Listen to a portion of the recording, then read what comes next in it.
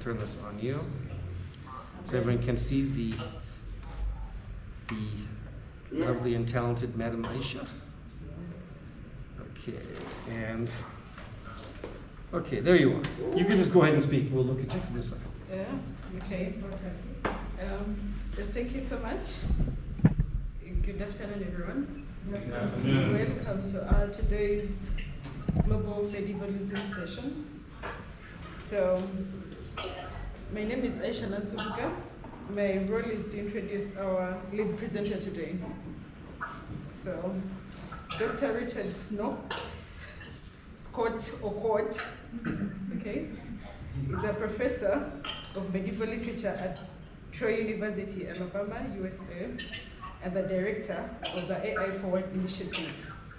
An expert in digital humanities and e-publishing, he has been awarded grants focusing on AI integration in humanities education.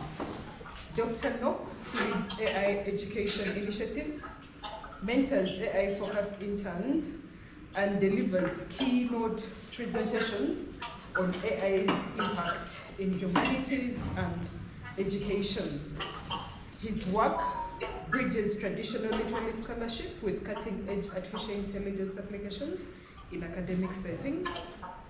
Dr. Nokes is currently a Fulbright-sponsored visiting professor in the Department of Literature and Film Studies, Faculty of Arts and Humanities, Kyambogo University. In addition to teaching, he will be conducting a research on the topic, Pre-Modern Uganda Stories, from orature to digital publishing in medieval literature. Today's presentation on global medievalism is the last of the 3 staff closed presentations he had to deliver while here with us in Kyambogo University.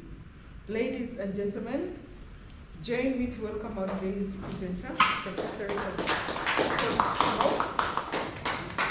Nokes, and Jamie Nokes Namakula. Okay, let me share screens again here so that everyone out there, if there's anyone out there seeing this.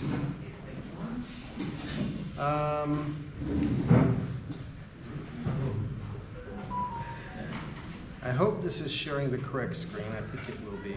Okay. So,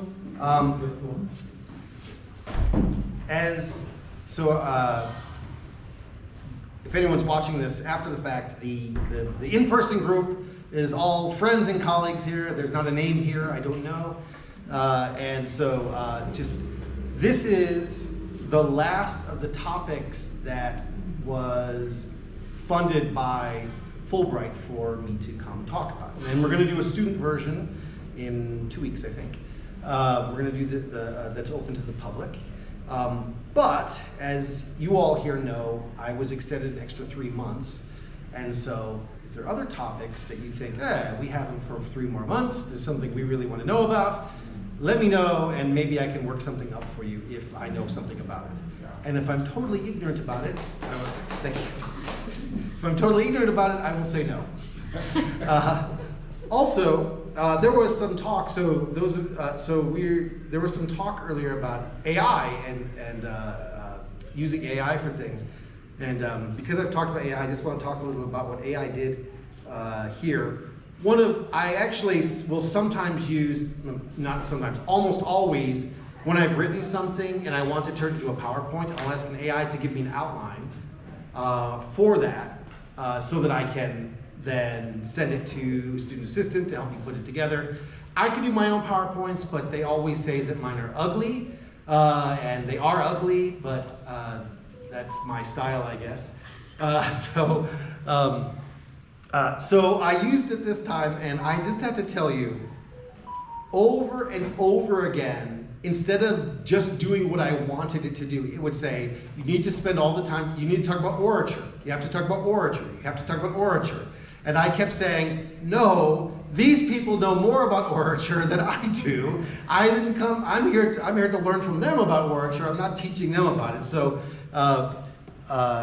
some of it, eventually I thought, okay, I'll put a little bit in here from the context of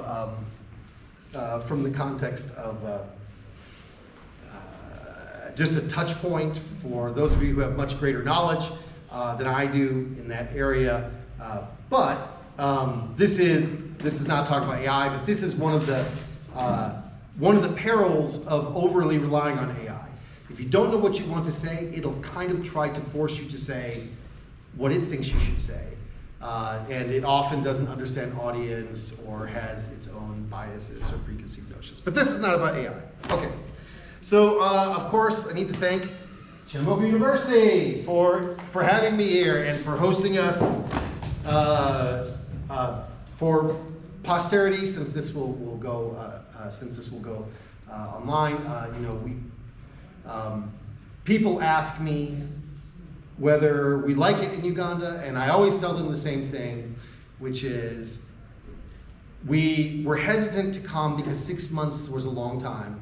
And I will say my wife Namakula especially did not want to come for 6 months. That was too long to be away. And we were here for just a few weeks, and we had the opportunity to apply for one more, for an extension. And Namakula immediately said, yes, apply for it. So if people wonder, yes, it's Kyambogo University, and our Kyambogo University in Uganda, an inviting place, absolutely, because 6 months went from way too long to not nearly long enough very quickly to be among such fine people. Of course, I want to thank Fulbright for providing the funding for me to be here. If I have anything to say about it, in the next few years, some of you will be applying for Fulbrights to go abroad, hopefully to come to see me, but if not to come see me, to go elsewhere.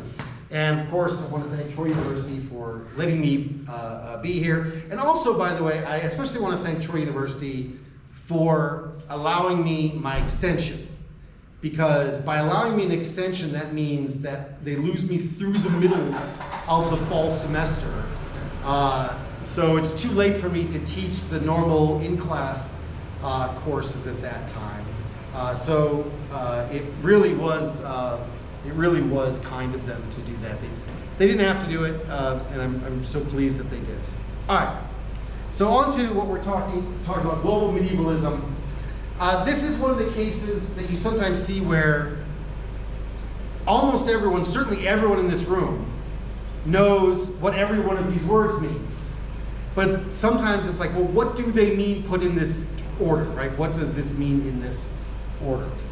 So let's start with the simple stuff that you all know. And this is stuff I think everyone in the room knows. I didn't know if staff from other departments were going to come today or not. But I would like, after the fact, your advice for what things you think that when I present it to the students that they will need to know. They will need to know. So the word medieval actually comes from medium evo, which means middle age.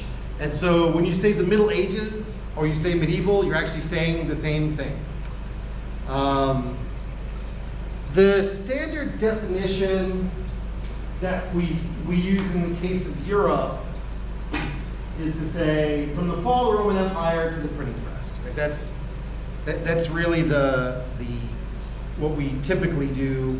And it can be, when I say the printing press, this is in terms of literature. In some other fields, in art, you'll use a different one. For warfare, it has to do with gunpowder. When gunpowder becomes commonly used. For religion, it has to do with the Reformation, which actually comes because of the printing press, but doesn't immediately happen, and so forth. So, it's not always the same, but it's basically from about 500 to 1500, which is a nice round number of 1,000 years here. But it's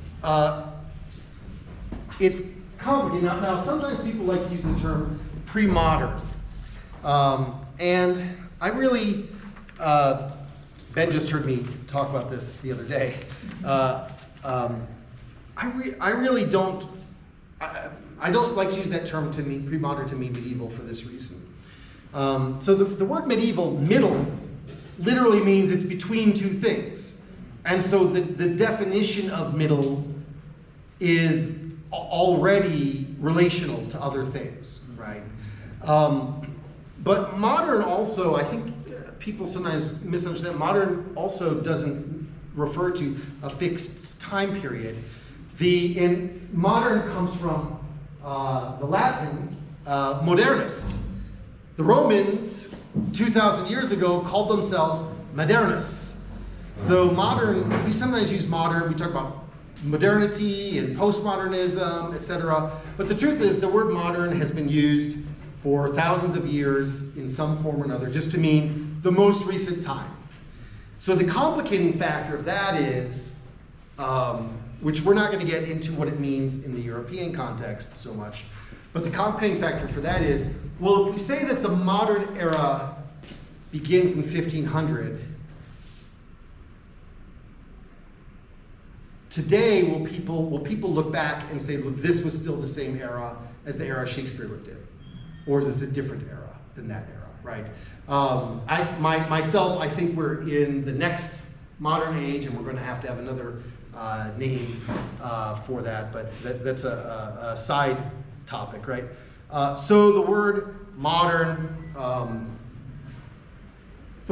just basically means now, right? The time now, whenever we're using it. We're modern just because everyone is modern when they're alive. Now, I don't begrudge scholars who like the term pre-modern, because of course the word medieval means middle between two things, right? And it's sometimes harder to define the end of what comes before than now, as difficult as that is. I don't find that term very useful because of course the term pre-modern literally means any time that came before now. And so that would include classical, ancient, even prehistoric times. So if I said, it's true to say that, there were, samurai living in Japan in the Middle Ages, in the pre-modern world, but there were also dinosaurs living in Japan in the pre-modern world, and we're not really talking about the same thing, right? So when I use the term pre-modern, I typically use the term pre-modern when I mean every time before the modern era, right? Any time before the modern era. You will occasionally find some documents where I've said pre-modern. Normally that's because it's the style of whatever I'm writing for in that case. I think my ethics documents for here in Uganda, some of them say pre-modern because I felt like sometimes maybe the readers didn't understand what the term meant. All right, so the problem is that globalism is actually already built into the European definition. So if we say the end of the Roman Empire, let's go back for that. If we say the end of the Roman Empire, well, where was the Roman Empire?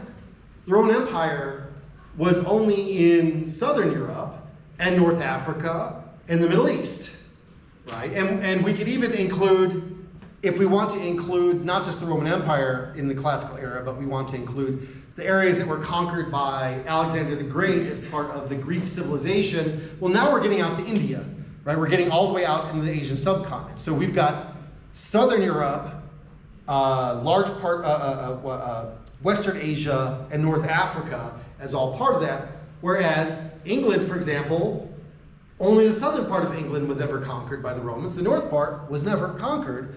And so can we say that they never had a classical era, so they were never medieval? That kind of definition doesn't really make a lot of sense. This would mean that the Norse, who were never conquered in that way, would not be part of the medieval in that case. So already when we look at that, we're like, well, really classical is this area. Classical includes, we can't really say classical is only European, because not only is our very definition not only European, but it's not even all of Europe. It's probably 2/3 of Europe, maybe. Maybe not even that much, actually. Maybe I actually need to know. I'm curious now to see, I have to go back in time and check. or to go back in time. I'm not going to go back in time, I promise. I'm going to stay in the time I live in. Go back and check is what I meant to say. How much was ever under that? So already, when you start to think about medieval literature, already to just sort of say, well, we're really only talking about European literature is really artificial and doesn't really make a lot of sense. But the term was invented by Europeans trying to find a way to describe the time between the Roman Empire and the time that they were living. And so because they coined it, it kind of gets applied to them.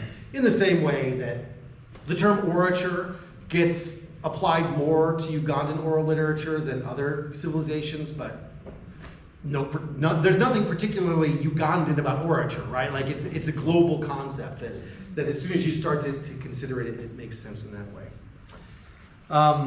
And so because of that, the medieval begins and ends in different places. And this is something that you have to, when you're doing thinking about global medieval literature is important. So in the Americas, you really have to say, well, the modern era begins with the Columbian Exchange, right? So as soon as you start to have, we can't really say as soon as Europeans start to settle there because we actually know that some did before. They just didn't, their settlements didn't last, they didn't make an impact. They weren't culturally important. But even then, you know, in the Americas, where Europeans came into contact with, the peoples of the New World sort of spread across the countryside itself over time. And you can't even say like, well, it's where these people came into contact because, for example, Spaniards brought horses. Well, those horses spread all over the New World way faster than the Spaniards or any other Europeans did. And so you could argue, I would argue this, that in certain domains, if you're in some sort of Native American Indian tribe, and your culture is now adapted to horses, it's not technology, but basically the first time since prehistoric times that you've been able to travel so fast, so quickly, carry these kinds of burdens, it just changes everything for you. It doesn't matter if you never met a European. But in the same context, most Europeans never came to the New World, but the products that came from the New World, things like rubber, for example, utterly transformed, industry. And most of the people who, well, even today, most Europeans have never been to the New World, right? But they benefit from rubber, vanilla, chocolate, the kinds of spices that came over, the kinds of products that came over, tomatoes. I've commented before that Ugandans love ketchup, right? Well, no ketchup in Uganda without the New World, right? That's a New World plant, for sure. Whereas, you have to be a little flexible with these definitions. In China, we normally talk about dynasties. So, some scholars will put it at the fall of the Han Dynasty, which is the 3rd century. So that's pretty early, right? That's quite early.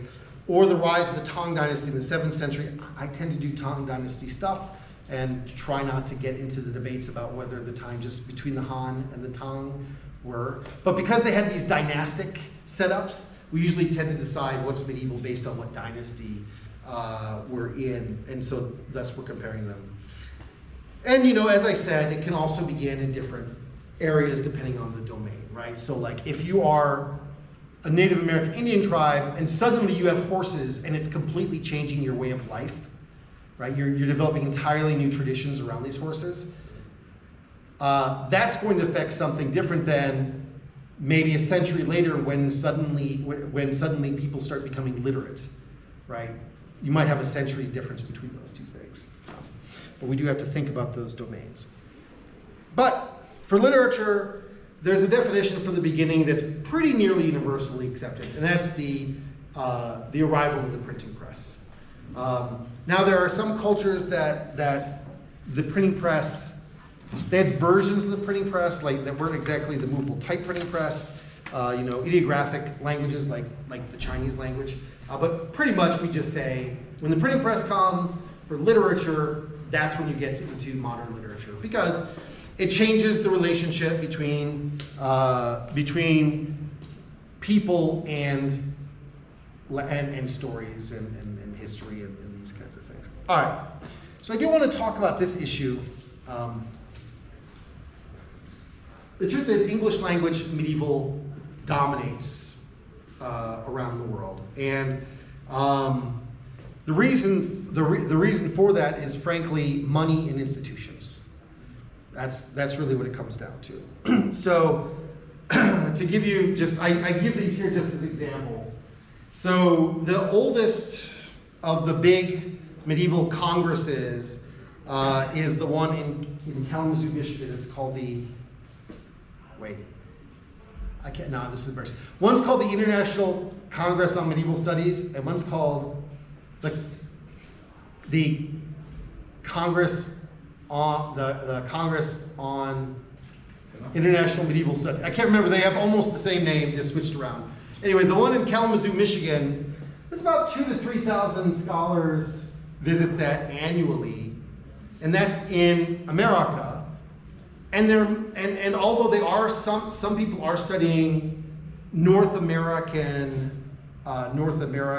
medieval stuff, mostly are not. Mostly are studying the other parts of the world more than that. And that's 2,000 to 3,000 scholars. So that's a pretty big conference. I mean, that's a good sized conference. I guess the numbers are a little harder to pin down these days. I was trying to figure out how they've been since the pandemic, because now they have more virtual sessions than they used to. But we just have, if you want to know about this stuff, you go once a year and there are thousands of other people who know about this, and we'll sit down and you can have lunch with them and talk to them about this. In England, in Leeds, there's 1,000 to 3,000 scholars annually. That is a little bit younger, but the Europeans got sick of coming over to America all the time. But the only country that really had the institutional support was the UK. And to give you a sense of it, one organization, I'm using this one just because it's one I've been involved with in the past. MEMASAC, the medieval and early modern English Studies Association of Korea, I think is what it's called. I think this is still the largest medieval organization in Asia, and it's got around 50 people at most conferences. If you're thinking, well, there aren't any big conferences like this in Africa. You get out of the UK and North America, and there also aren't there, right? And there's a variety of reasons for this. I'm not going to get too far into them. I got into them. There's a variety of reasons for this, but the main one is money, institutional funding, right? So, in my case, not only can I get funding to go to this conference from my university, but I can make a career doing medieval literature. I can get a job, I've worked at Troy University for 23 years. It's not a crazy thing to do this. In the UK, that's true too, right? Whereas in other countries, they often don't support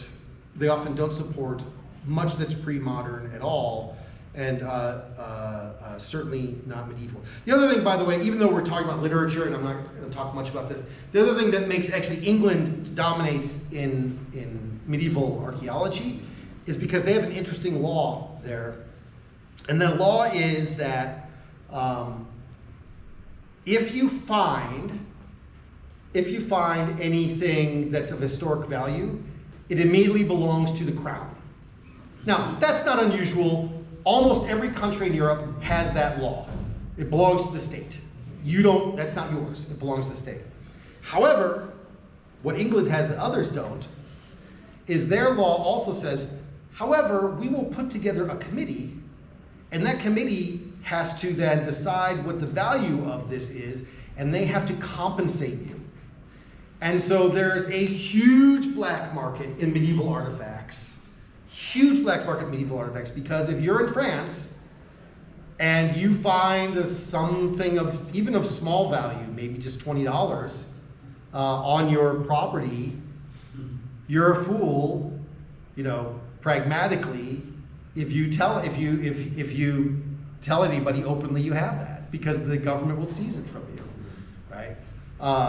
So, for example, about, gosh, I don't know how many years ago, I'll say 15 years ago, the largest medieval find ever in the world was found in England, the Staffordshire Hoard, and it was full of gold and things, and it was really unbelievable moment. And the problem was, because it was so large, these two guys found it because it was so large, no one could figure out, like, what is the value of this?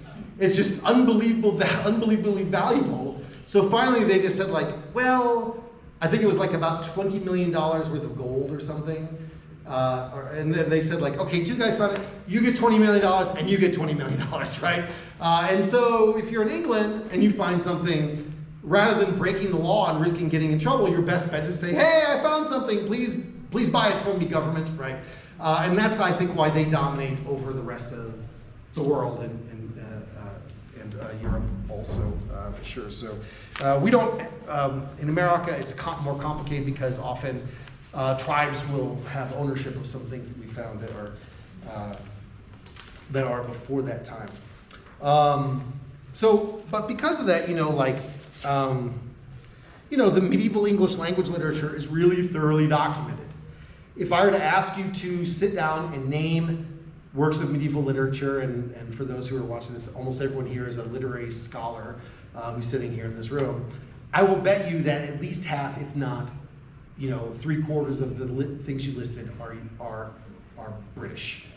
And that's the reason. It's not necessarily that British stuff is better than the rest of the world, but rather it just has the institutional oomph to be studied more.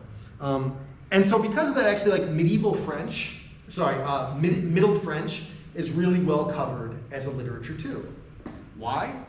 Well, because the Normans took over England in the middle of the Middle Ages, and they had a literary impact, and so they get studied also as well. You're starting to see in the last generation or so more in Portugal and Spain. Medieval Arabic is a little thinner, but we do have some that comes out of the study of medieval Islam. So it starts with Islam and then moves backward from there, because of course the spread of Islam spreads all sorts of new kinds of literacy with it, etc. And then sub-Saharan Africa, where we are now, is barely, almost completely absent. We've talked about like the institutional barriers that have like unintentionally caused that, and I'm not going to get into that. So, but the point I want to make here is that the reason that these dominate is not necessarily that they are the best or stronger traditions, although that has come out of this, but money and institutions. And so, if you want to, I know no one here is a policymaker, but if Uganda decides like we really need to promote our traditional history both here and abroad, how do we do that? You got to hire scholars to do it. It's not something you can just you can't have a literacy campaign for this, right? It's deep stuff that you need a lot of background stuff that seems very boring and esoteric, and learning how languages worked 500 years ago before you can project forward so that every school child can have heard of this story or that story, right? All right, I do want to mention this briefly.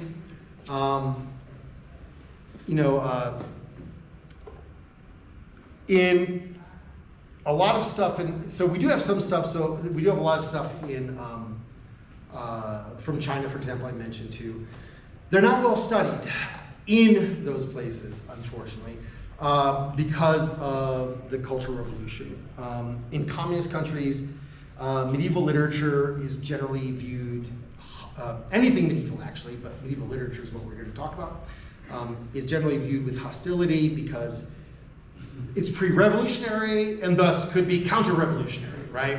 And so, the Cultural Revolution had a campaign against the four olds. Old ideas, old culture, old custom, and old habits. Well, three of these are covered in literature, so they're a big problem. I have a lot of really good friends who are scholars in China, and whenever they have come to the U.S. around Christmas, we've invited them to our home for a Christmas party, and it's a custom in America that children will make decorations, and you'll put them on your tree, and then you'll save them over the years. I don't know if you have any custom like this here. Yeah, and so we will.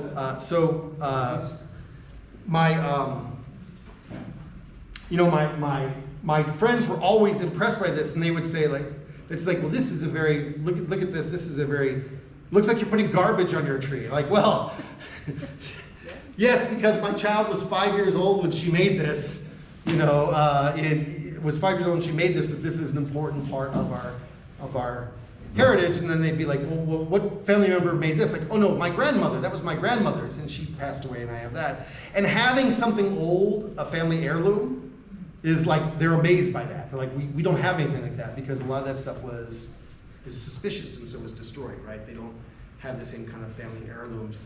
But you can see why the study of medieval literature. So you can do it sometimes, but you're not going to get a job as a medieval scholar. Probably you're not going to get promoted in the system because you're doing that. So those who do it tend to do it just because they desperately want to do it, and not because it's going to protect them or advance them. Now that actually has led to some.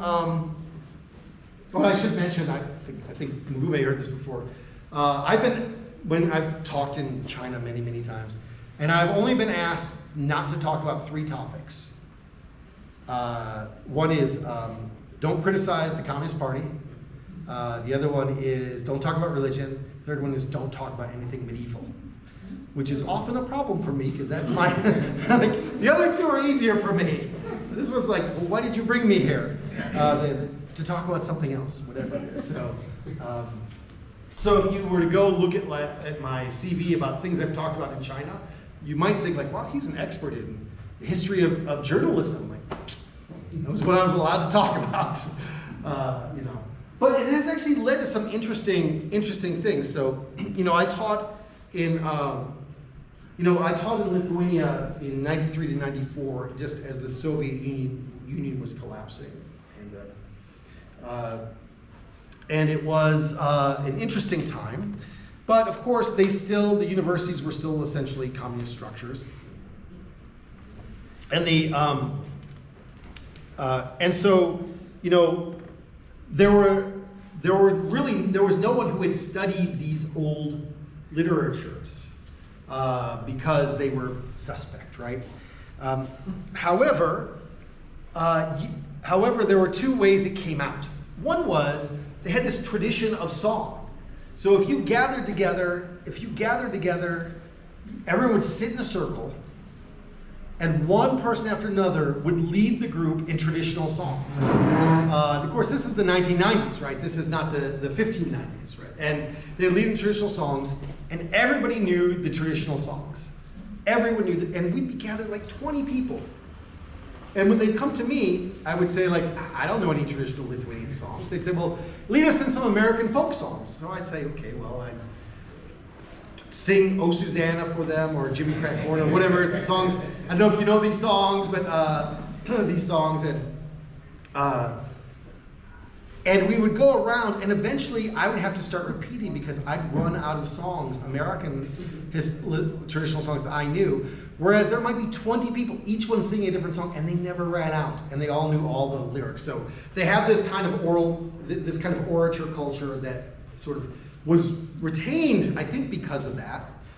But the other interesting thing is, if you wanted to study these things, you could study them if they were scientific and objective. If they were they deal with cultural materialism. And so no one would say they were a literary specialist. You would never have a department of literature and film. That would get you in trouble. You'd have a department of philology. and you just study language. And the study of literature would be put in with the study of foreign languages that are legal to study, etc. And with linguistics. And so because of this, we actually end up with a guy by the name of Vladimir Propp, who in 28, he does a very objective look at folktales called Morphology of the Folktale. Is this well known here? I've never heard anyone mention Propp's work here. Is it? Yeah. He manages to break the folktale down into very, very, very specific elements. It's a really interesting reading. And so it really made it look more like science rather than like some kind of pre-revolutionary life. It's, by the way, it's so old that it's fallen into the public domain, so I'm sure you can find a PDF of this book. So you do still have, so I don't want to act like in these cultures that aren't the US and the UK, that you don't have these things studied. Obviously you all know here that stuff is studied here. In Uganda, it's just studied, number one, under a slightly different context, and then number two, doesn't kind of like cross the border to get out. And the same is true elsewhere. You want to use this as an example of that. Okay. All right, so I want to talk about then a difference in different places for the global medieval. And one is, I'm going to call it the manuscript gap. I can only study, let's just take medieval English literature. I can only study what was copied into manuscripts. If it was not put in a manuscript, I have no access to it, right? It's invisible now and forever. I remember a few years back, I was talking with someone, and they said, they asked about what I had read from my reading list, and one thing I'd read is I've read every single medieval English, Old English work of poetry. And they said, how is it possible? How could you read every single one? And I said, well, I mean, you know, there's a limited amount, and they're not making more, is what I said. And then I went to a conference. The next day I was at a conference. I was at that conference when I had this conversation. And someone presented, they found, in a palimpsest, they found 2 more words. And that was like amazing to find 2. And I was so jealous, I was angry because he had 2 more words, right? So if it's not in the manuscript, we don't have it. And the other thing is, survival is not the same thing as importance. A lot of things survive because of luck. You know, they don't survive because they were great. They survive because they were lucky. So, you know, really famously, the oldest name that we have in the world comes from a complaint that a letter of complaint that someone had, that the copper that you sold me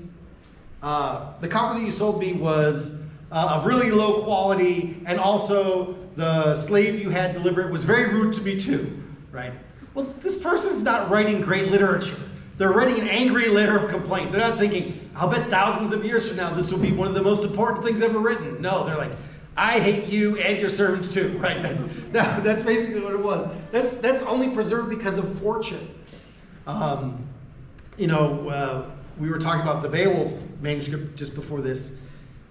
On the front of the Beowulf manuscript, there's a round circle. And for years, we didn't know what that was. And finally, we got to the point where we could do chemical analysis. And we realized it's glue, because the manuscript was used as a stand for a glue pot. That someone put a heated glue pot. They were doing other things. They just put this junk manuscript they put up. So whoever had it at that time didn't value it. They were just using it to set things on, right? They didn't mind that it got hurt. So, and on top of that, you also generally we have only one scribe's version of something. Now, some texts we have multiple ones of. So, one that some of you here, we've never talked about this here. One some of you here might know about is, of course, the Bible. The Bible is so attested that we know exactly what it said. We can trace its You know, I mean, but it's really the only text that's like that, right? It's the only text that's like, you know, famously people have said, like, if we didn't have the Bible in the original language, we could still reconstruct it to the original language based on all the early translations of it into other languages. We could translate it back. You know? That only works for the Bible because there are so many, there are like 10,000 different fragments of it around the world, whereas most of our manuscripts, if we have 5, that's a lot. That's a lot of something, right? 5 is an amazing amount. So that's a real big gap. One that happens in medieval English. I'm going to keep referring to medieval English for 2 reasons. One is that it's the one that I'm most familiar with myself from my undergraduate work or my graduate work. And the other reason is, being here in Uganda, that is the tradition that you guys are also the owners of, right? It's part of your linguistic tradition too, as your second language. So we were at this event and someone said, before I spoke, the guy who introduced me said, now you're about to hear some real English. Like, well, everything I heard before that was real English too. It just had a different accent than my real English. But like, one of the things that we study a lot is the elegy. The elegy. Well, why do we study elegy so much? Almost all the elegies we have come from one book, the Exeter book, one manuscript. It survived. We don't know, maybe all Anglo-Saxons were doing all day long was reading saying elegies to one another, or maybe there's just this one crazy person who's like, I love elegies, I'm gonna write this down. And that book survived, you know? We don't really know, right? But that's what we have, so we can only study what we've got, right? And so that makes that really well studied. So, and of course Beowulf exists only in the one copy. It's got big gaps. We can't really fill them in. We got missing context. In some cases, we've got variants of the same manuscript. So famously, the Canterbury Tales is Chaucer did it different ways, and so which one's the real Canterbury Tales, etc.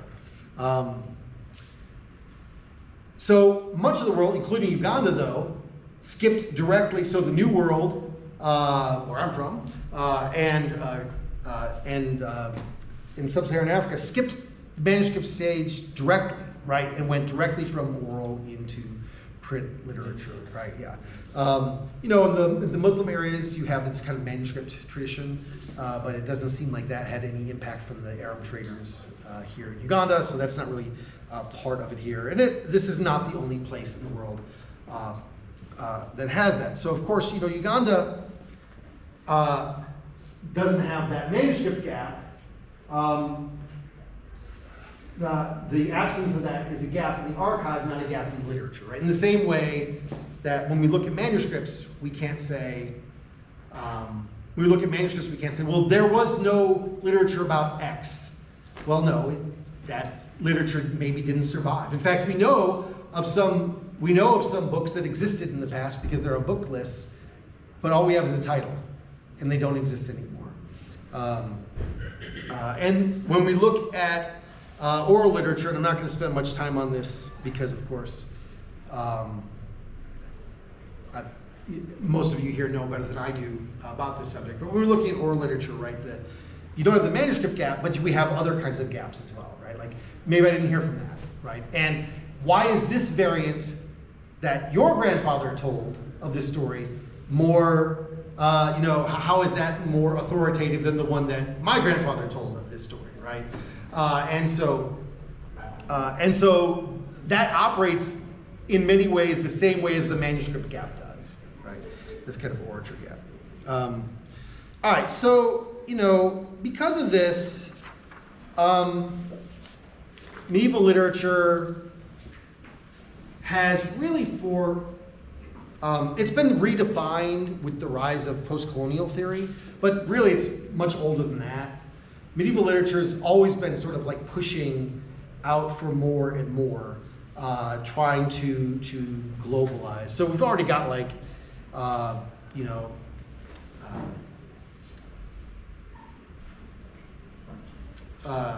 like the Arabian Nights is very commonly known. Is that well known here? The Arabian Nights, or maybe 1001 Nights? What do you call it here? Yeah.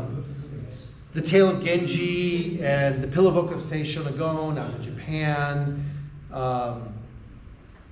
The Romance of the Three Kingdoms, which is the great Peter Konieczny, the editor of medievalist.net, his favorite.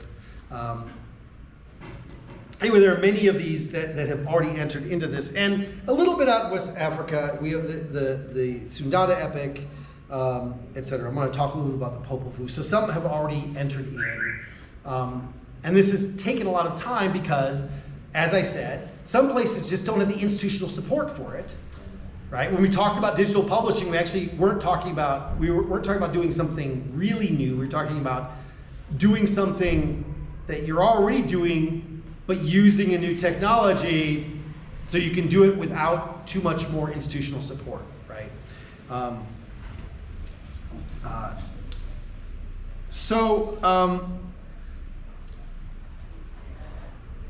So because of that, let's talk a little bit about then how do we even define or think about this global media? Like, so what? Okay. Other than that, these are all maybe from the print era or close to, from the manuscript era or just before the print era, in whatever culture, what do they have in common? Like, how do we think about them? And what is the value of looking at global medieval, right? Why is that valuable?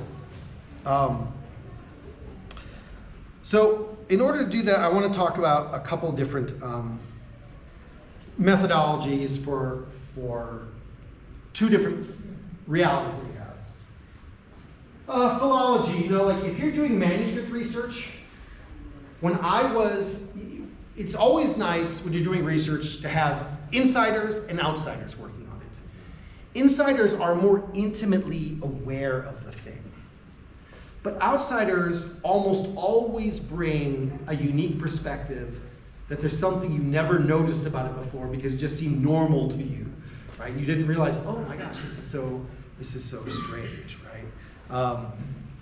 And so, philology grew up out of, in manuscript studies, which is what I did my graduate work in, dead insiders.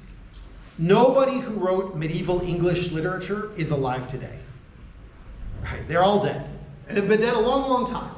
And we usually don't even know their names, right? We don't know who they are. So we have no insiders, so the best thing we can do is to take these manuscripts we have, that's the only evidence we have from them.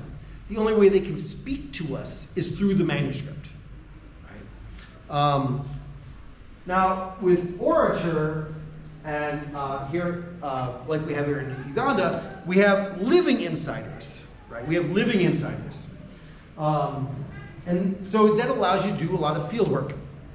And, I don't think either one is superior. Both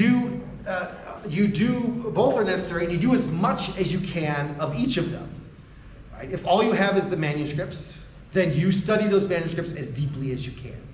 Right? If all you have is the orature, you gather and study that orature as much as you can. But there is a kind of bias about this, to be frank.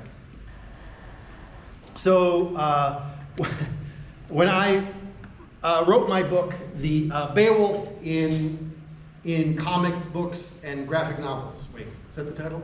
Beowulf in comics and graphic novels. Sorry, that's the title. You don't get to name your own books, by the way, in case you're wondering. I would have chosen a less boring name. Actually, I had a less boring name than that, but it was rejected by the publisher. Thank you for publishing it, even though I don't like the title. It's a very boring title. Anyway, one of the reviewers, one of the reviewers said, well, there's no evidence here. So what I did for this was I interviewed so many of the different comic book scholars that had done, I interviewed them, asked them about if they'd read Beowulf, what they thought about it, I really went through what they were trying to say about it in this way, and I interviewed them. And one of the reviewers said, well, what is this? There's no real research here. All he's doing is talking about his conversations with a bunch of artists. Well, I guess arguably they were just conversations with a bunch of artists, but they were also the actual source. But why did this person say something that was so ignorant? Well, maybe it's a stupid person, but probably not. Probably they came up in the very kind of typical medieval, the insiders are dead, and so you just study the text. And anything outside of that is like, why are you talking to these artists? Well, let me tell you right now, if I could go back in time and talk to Geoffrey Chaucer and say, hey, why did you change the order of this? I would do that. And I would publish it. And it would be a revolution, right? In how we think about that. And so because of this, we do as much as we can with these two realities, with the kind of the insider, the outside. We learn these dead languages for the manuscript stuff, or here in Uganda, we learn, not me because I'm bad at it, but we learn all the various, how many languages are in Uganda? 40 plus? 50 plus? 45, 50, yeah, a lot more than I could learn, we'll put it that way. Is there anybody over in languages who claims that they can speak all of them? Okay, I didn't think so. Okay, so, yeah. So, I mean, this is often rigorous and demanding work. So, we've got the window that's closed on Beowulf's oral tradition. That closed 1,000 years ago. It's gone. But if we can have the inside knowledge and outside as a kind of comparative framework, like the kind of thing I tried to do I mentioned the Ender Cultural Center because they did so much here. By the way, notice here, I'm very sorry, Maddie, I didn't look at this. She actually put the image. I asked her to put an image in there, and there it is. She said to put the image rather than the actual image is in there. Sorry, Maddie, for calling you out for that. She's had a very, this is a very busy week here at Kyambogo University. It's also very busy at Troy University. They're barely getting any sleep. All right, so a lot of you, when I came here, were like, what exactly are you doing? Like, we don't really understand what this is. And I think a lot of you have come to realize, actually, I also am, like, you yourself are thinking like, well, I guess I'm working in a kind of medieval literature too, right? Some of you are working with orature, a lot of you are training students to do proper field work, etc. Working with living traditions or traditions that are only a generation or two from living traditions. All right, so what we want to do is be able to connect Ugandan orature to this kind of global conversation. All right, but what's the value of that? What do we get from this, right? So first, I want to talk about the universal and the particular in this idea of archetype. I think most people here will know about archetypes. I'm going to, just for anyone who's watching this after the fact, this is a kind of recurring pattern that you see in literature. Character types, plot structures, images, themes that will occur again and again and again in different cultures without any kind of direct transmission. Sometimes there's two versions of the same thing because one version came from the other. Archetypes are much more mysterious than that, right? Two cultures that had not connected with one another in any way somehow have almost the exact same story, right? And they're very mysterious. It's been, gosh, almost 2 centuries since we started studying archetypes really seriously. We start off with Plato, had Plato's forms. I'm not going to get into that. Jung talking about collective unconscious. Northrop Frye with his literary archetypes. These all just appear, and after 200 years, we're really no closer to figuring out why they're archetypes than we were before.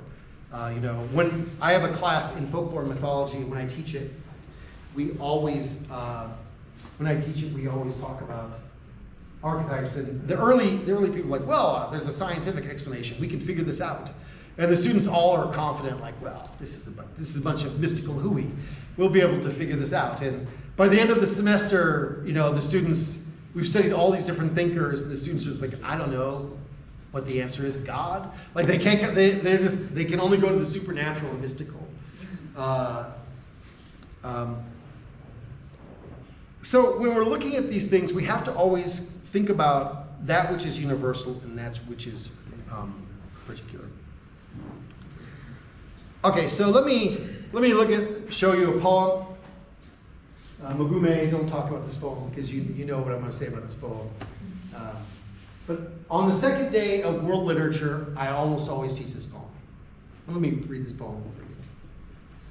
Love, how I'd love to slip down to the pond, bathe with you close by on the bank. Just for you, I'd wear my new Memphis swimsuit, made of sheer linen, fit for a queen. Come see how it looks in the water.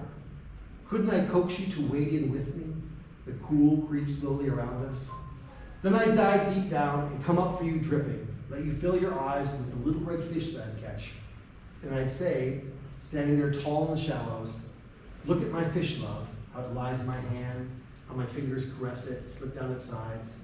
But then I'd say softer, eyes bright with your seeing, a gift, love, no words. Come closer and look, it's all me. And I use this and I tell my students, this is written by a creative writing student I had a few years back. And I use this as a way to teach them how to think about a poem and how to teach them how to do a close reading of a poem. At first they think this is a very kind of sexually aggressive girl. And then the more they read it, they're like, well, actually, no, she's imagining this. This is actually a very shy girl who wishes she could do these things to get this man's attention. And at some point I asked them, what they know about her, and they all say, well, she mentions Memphis, so she's from Tennessee, right? She's a country girl. I would say over half of the women in the class will almost always say, she sounds just like me. And the other half say, she sounds like my roommate, right? Like this is someone that I know, right? This is someone that I know. And then after we've talked about this young woman for some time, that I revealed to them that this is an Egyptian love poem from about 1300 BC. This is a poem from some millennia before my students were born in a country none of them have ever visited before. And this Memphis is not Memphis, Tennessee, but of course Memphis, Egypt, right? Memphis, Egypt. And the reason that I start with that in that class, it's for second years, is because they often think, what do I care about this literature from a long time ago, from a faraway place? This doesn't apply to me. This doesn't apply to me. And there is something universal about this poem, right? I mean, I did not live 3,000 years ago, 3,000 and change years ago, and yet this is a very familiar young woman to me, right? Like this situation makes a lot of sense to me. And there's something very universal, even without the kind of archetypes that we think about, right? There's something about this that is universal. And so in the universal, in the universal, I've got my things written out of order here, but that's okay. I'll skip forward. So we got guys like James George Fraser, who wrote The Golden Bough. And we have these universals that, because the European ones tend to have been better studied, particularly the English language ones tend to have been better studied, they tend to be clustered around those. The truth is, though, as I've looked around the world, there are not many archetypes that I could say, oh, that is because of a kind of Anglocentric or Eurocentric version. Like I look around, like archetypes are just kind of like out there. But of course, the problem with that is we always are studying the universals so that we can sort of see this global medieval together, because otherwise, why bother studying it together? But you never want to lose the particular, because if everything's universal, then you just flatten everything out into one sort of like, here it's all the same story, and suddenly the historical, the cultural, the religious, the linguistic, all these kind of elements that make it not just a work of art, but a particular work of art get kind of elided. And so one of my favorite cases of this is from the Popol Vuh. Popol Vuh is a medieval, not medieval. It's a, this is from the Dresden Codex. The Popol Vuh is a pre-modern, I guess I'd say medieval, a medieval Mayan story, and starts with creation and talks about where the first people came from, the early gods, and this kind of thing. It's really fascinating, interesting. It's hard. Sometimes it's hard for us to read because you have to learn about so many new gods and different ways of thinking about time than we might have today. And we know because it's the author, or sorry, the person who wrote the Popol Vuh for us tells us they are a Mayan who has learned Spanish. It's not English, but it uses Latin text.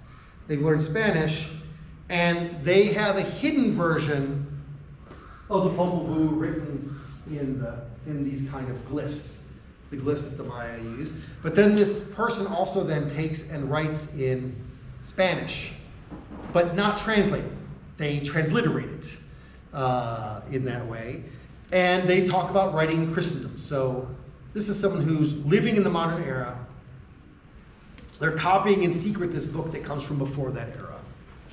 Well, in the Popol Vuh, there's a story of Blood Moon, who is, a story of Blood Moon, who's a goddess, she's the daughter of the Death Lords, and there's a forbidden tree. And on this forbidden tree, there's a forbidden fruit that no one's allowed to go to. And this virgin, Blood Moon's her name, this virgin goes to the tree, even though she's not supposed to, and there's a skull on it that speaks to her. And then at some point it says, hold out your hand, and it spits in her hand, and she becomes pregnant as a virgin from that. She was pregnant as a virgin from that. And gives birth to these hero twins who become the saviors of humanity. And so when people first looked at this, obviously they thought, well, there must be this older version of the Popol Vuh that we don't have, but this has been influenced by Christianity, right? So this whoever this person is who's copying it, they've learned enough Spanish from the Spaniards, they know the Bible also. And so because of this, they kind of like tweak the story to give it's half the Garden of Eden and half the virgin birth, kind of all squished in together, right?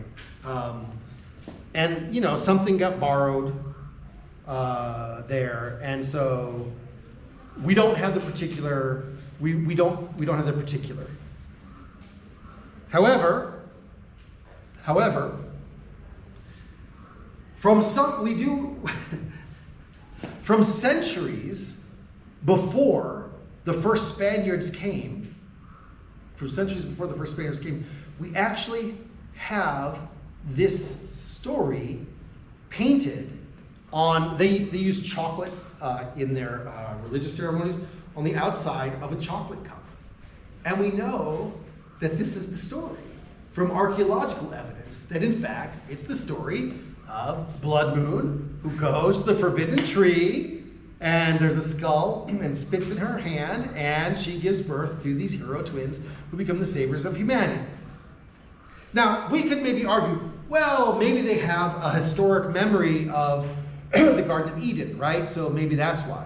Well, we could say that, but we cannot then go to the virgin birth, because that would have happened thousands of years after they were historically separated, so you can't even say that, right? At some point, you just have to say, these two stories that look absolutely, these two traditions, where it looks like one has influenced the other, it looks like this could not possibly be universal, and yet it is a universal. It just is. So some of you heard me talk in other contexts about having to be humble when you're talking about the universal and the particular, right? And so the archetype then opens for us to see things about the particular, right? The archetype allows us to see, once we've identified the archetype, sometimes I've had students who get interested in archetypal theory, but who haven't taken the classes on it. And what they do is they think, I just identify archetypes and boom, I'm done analyzing the story. Well, you told us nothing. You've just shown us something that everyone knows. That archetype should be the door that says, aha, here's the archetype, here's the universal. Now, what does this tell us about the particular also? Right? What does this tell us about how the Maya thought of the world? What does this archetype in Ugandan orature tell us about how Ugandans see the world, right? The particulars as well. And so, we have these issues with oral and manuscript culture when we're looking at this, right? Oral is composed, transmitted, received in forms, and reformed. The text isn't fixed. Each performance or copy is an act of composition. All right, so why am I talking about this again? We've talked about this. Well, I want to talk about 6 attributes of the global medieval. These are not the only 6 attributes, okay? But these are 6 that you tend to find in medieval literature that you don't necessarily find in others. These are very fuzzy. Some traditions will have like 4 of these, a lot, and 2 of them barely any. Other traditions will have some of these things you'll see in modern literature or in other kinds of pre-modern literature. But the first one is this oral manuscript culture, right? Oral culture and manuscript culture are just an important part of it. And the important part, I think, for this that we haven't discussed is to say the text not being fixed. Each performance or copying becomes its own act of composition. You don't have dictionaries until you have the printing press. Because the concept that there's one way to spell a word didn't exist. There was no such thing as a spelling error because there was not a single way to spell a word. Right? That was not a thing. And it's not until you get into print culture that we begin to say, oh, this is the exact wording of this. This is how this is supposed to be worded. The author wrote this, and therefore that is exactly what the author meant. That is a very modern thing. So the idea, and we'll even see this sometimes, I'm not going to name any of the people involved while I'm on camera, but I was recently at an event where someone was talking, there was talk about some scholar who's producing a new edition of some story, some pre-modern, probably medieval story, and another scholar after the fact really challenged that as being sort of set up as a definitive version of the thing. And having not seen it, I don't know, it could be a really great version, it could be a terrible version, I don't know. But the idea that there's a definitive version of one is definitely modern, it's not medieval. This is for oral, but this is always also for manuscript culture. When we see something that's in the manuscript, if we have only one manuscript, that's the definitive version only because that's the only version we have. So for example, in Beowulf, we have these huge gaps in the story because the Beowulf manuscript appears in a manuscript called the Liber Monstrorum, or the Book of Monsters, where someone was collecting all the monster stories. And so the only Beowulf stories we have are stories that are the ones about monsters. And there's other things that happen, other adventures of Beowulf that are mentioned like with a sentence or two, but aren't really in the poem. So can we guess that this battle with the Franks, where then he's the lone survivor, breaks its way through the frozen ice and swims away and escapes that way, that there's a great poem there? Sure. Do we have it? No. Right? And so it is only the definitive version because it's the only version we have. If tomorrow someone knocks down a parking lot in northern England and they find another fragment of it, then we'll have more, and that will be just as valid as the one that we have, right?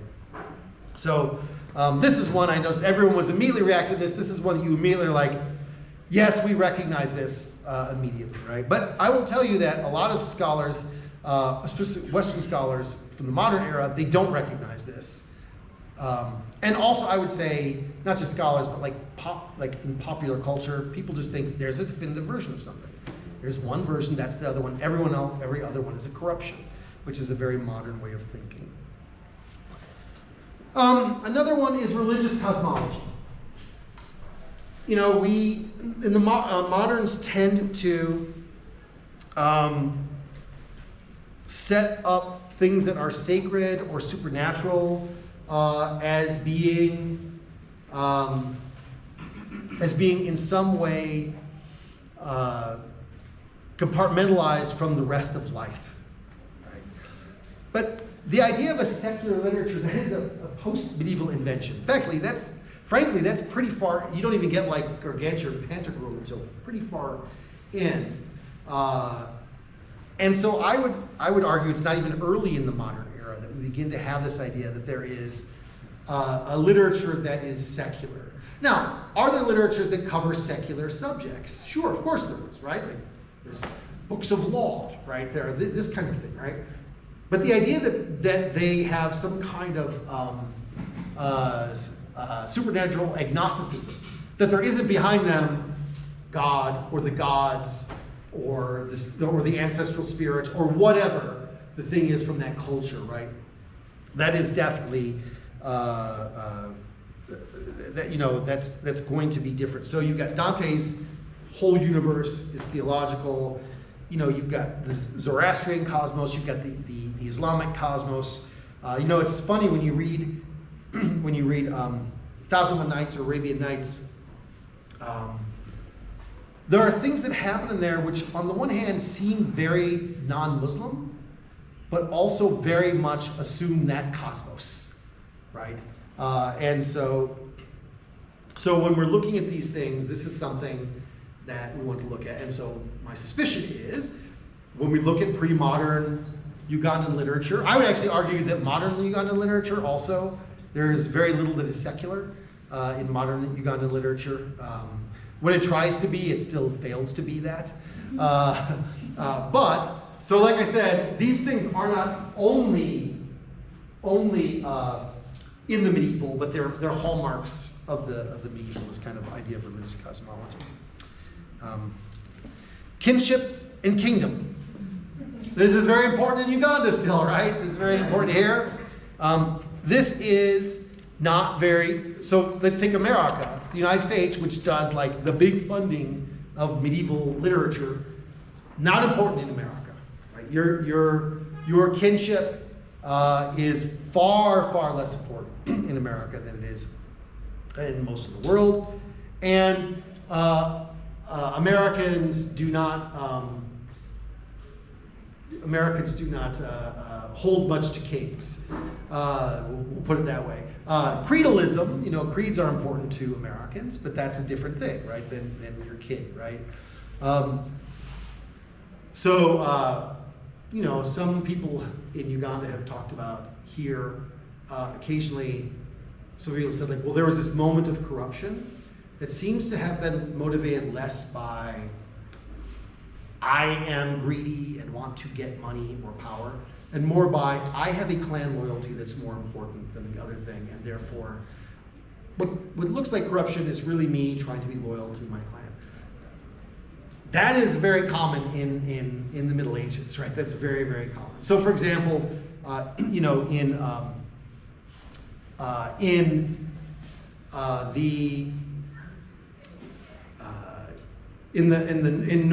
Norse culture, what you would do is if there were a trial, like let's say that there was two of us had a conflict, you would just get a bunch of witnesses to say that you were more trustworthy than the other person. And the person who had the more influential witnesses wins. And it didn't matter that all the evidence is otherwise. Well, in part we might be like, well, that's not true, right? But in fact, of course, what this leads to is this is how society retains its stability in a society that has little stability, right?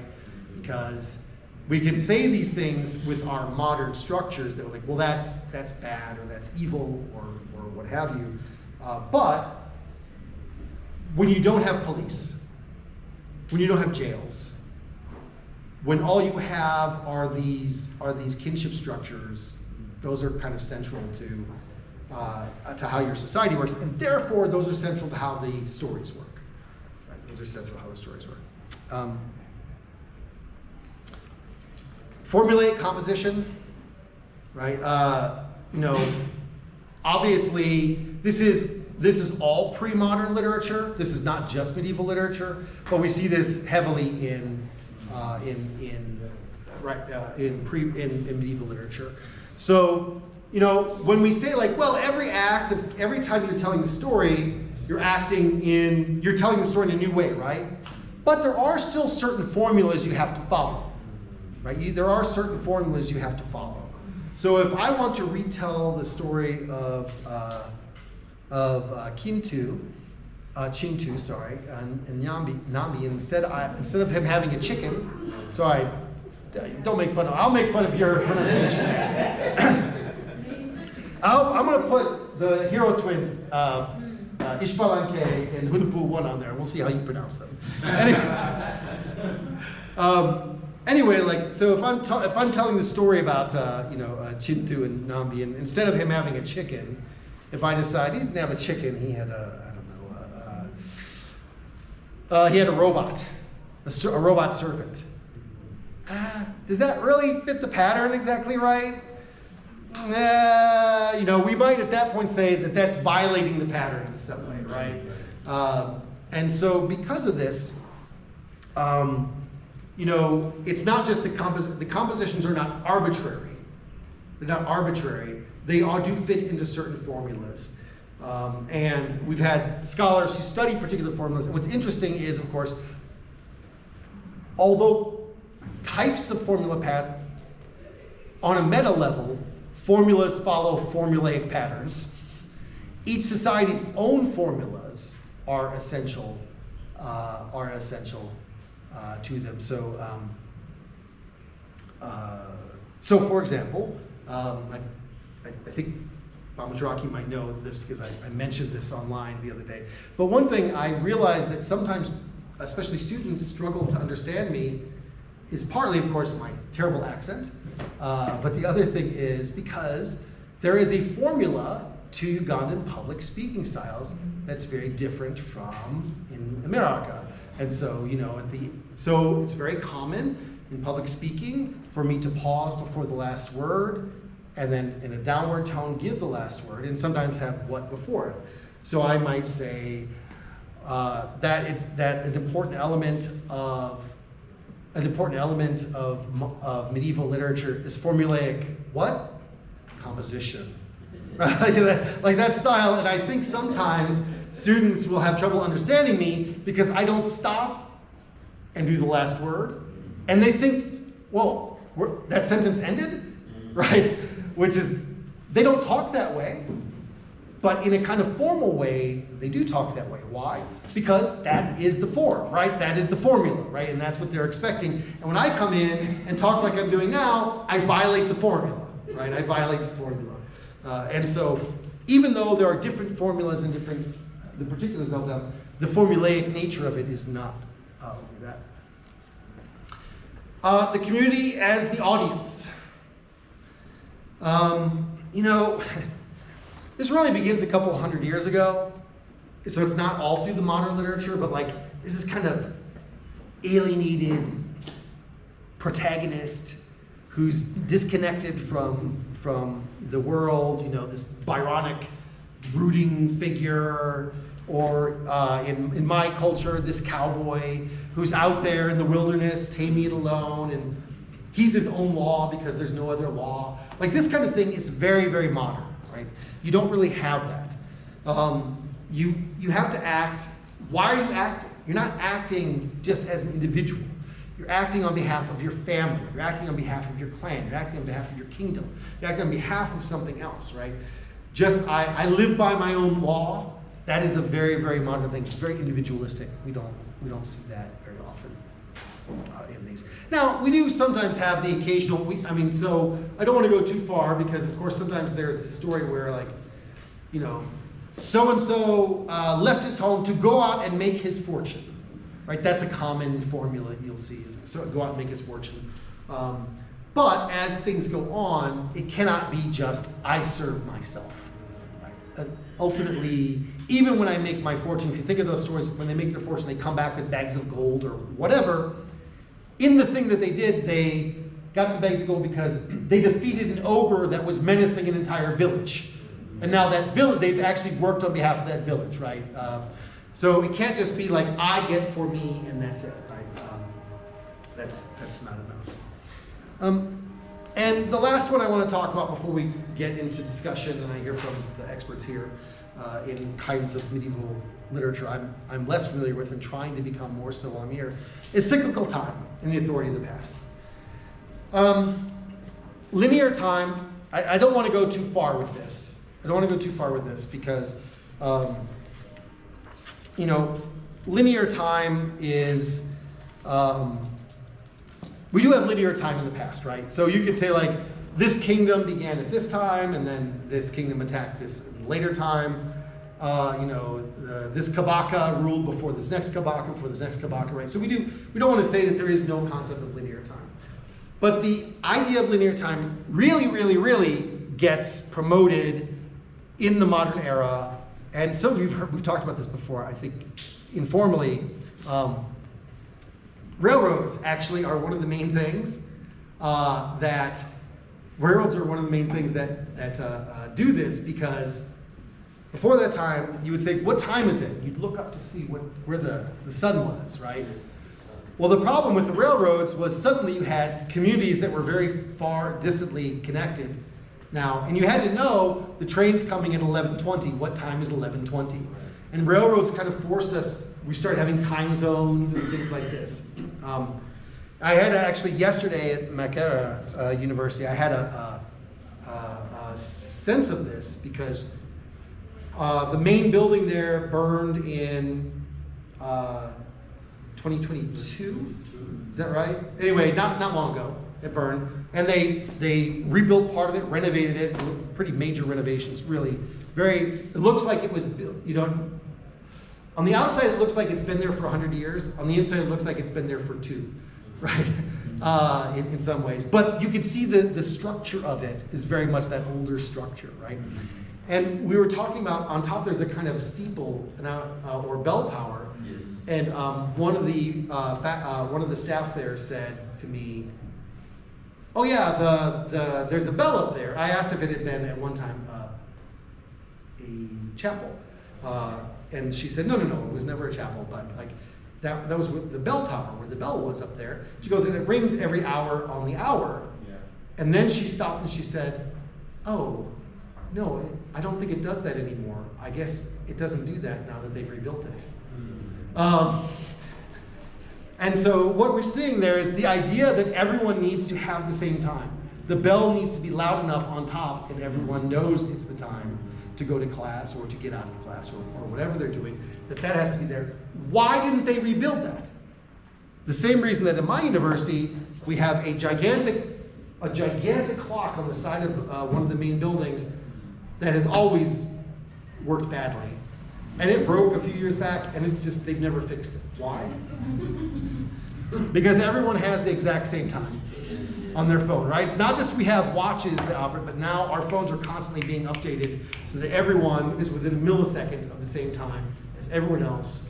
And some of you have traveled internationally, you know, if you take your phone into abroad and then you take it off airplane mode, suddenly your phone's like, wow, it's a different day.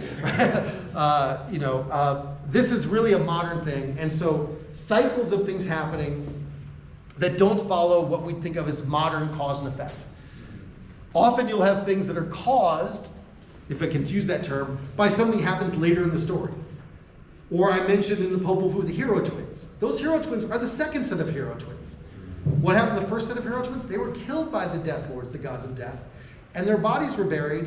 And what happened to their bodies? They grew into a tree that bore forbidden fruit, that then spit in the blood moon, and then she gave birth to their sons, basically. After they're dead, they impregnate the virgin, and she gives birth to their sons, who have their same names, basically, right? They're different versions of the same people. And so, we've talked about so that the wisdom of the ancestor is more important than the wisdom of the descendant, right? Like that's always important. So before I'll close with for discussion here for just a second, but like for students trying to convince the general undergraduate student about this framework, probably not useful. Probably not useful, right? But I think what's important for scholars is that if you begin to think about this,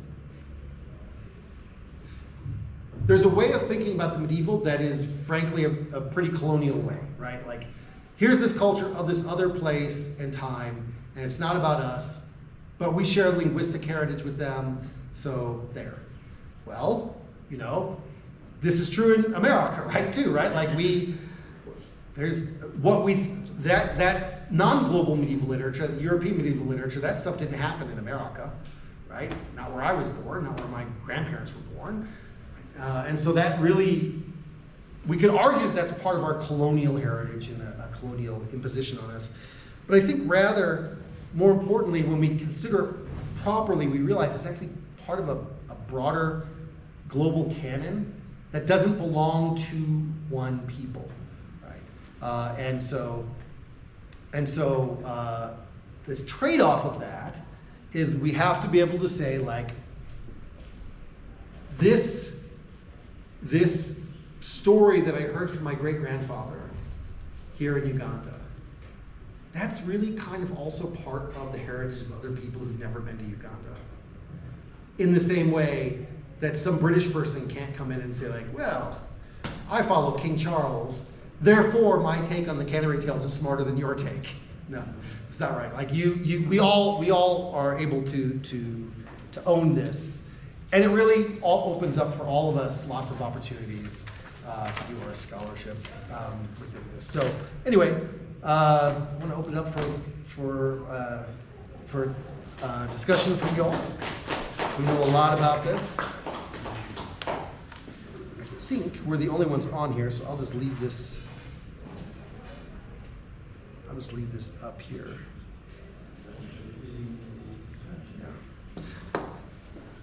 Yeah. Anyway, anyone have anything they want to say, or questions or comments? I say questions, but in this group it's probably more comments. Oisha, do you want to direct it? Thank you so much. All right. I believe we've learned a lot about global medievalism.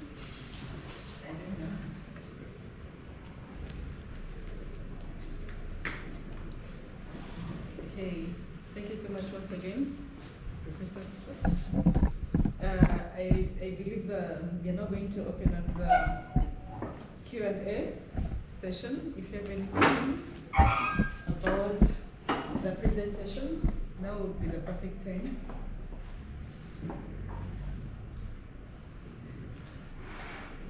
Thank you very much, Professor, for enlightening us about global medievalism.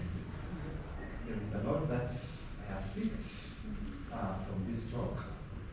Mine are just inquiries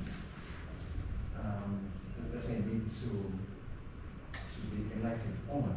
The first question would be, as a scholar studying global medievalism in Uganda, from what classification of medievalism do you approach? From what perspective or classification of medievalism do you approach your study? Because there has been a controversy about temporal, spatial, and global medievalism. There are various perspectives. So from which perspective do you, or standpoint, do you come to approach your study of medievalism in a Ugandan context? Because we have seen scholars who have tried to decenter Europe from the medieval space in which has been constructed and created a kind of counter storytelling narrative in which they want to include other marginal cultures and spaces within the global age. We have seen also what we call popular culture medievalisms, in which new films have been created that try to bring into space black or other ethnic races and etc. Because the European medievalism was purely a kind of white kind of medievalism, in which if other stories existed, they are kind of decentered within that. So I would be, on a personal note, interested from which perspective or from which type of global medievalism you are approaching this study here. So, thank you for asking a question that's going to get me in trouble with people.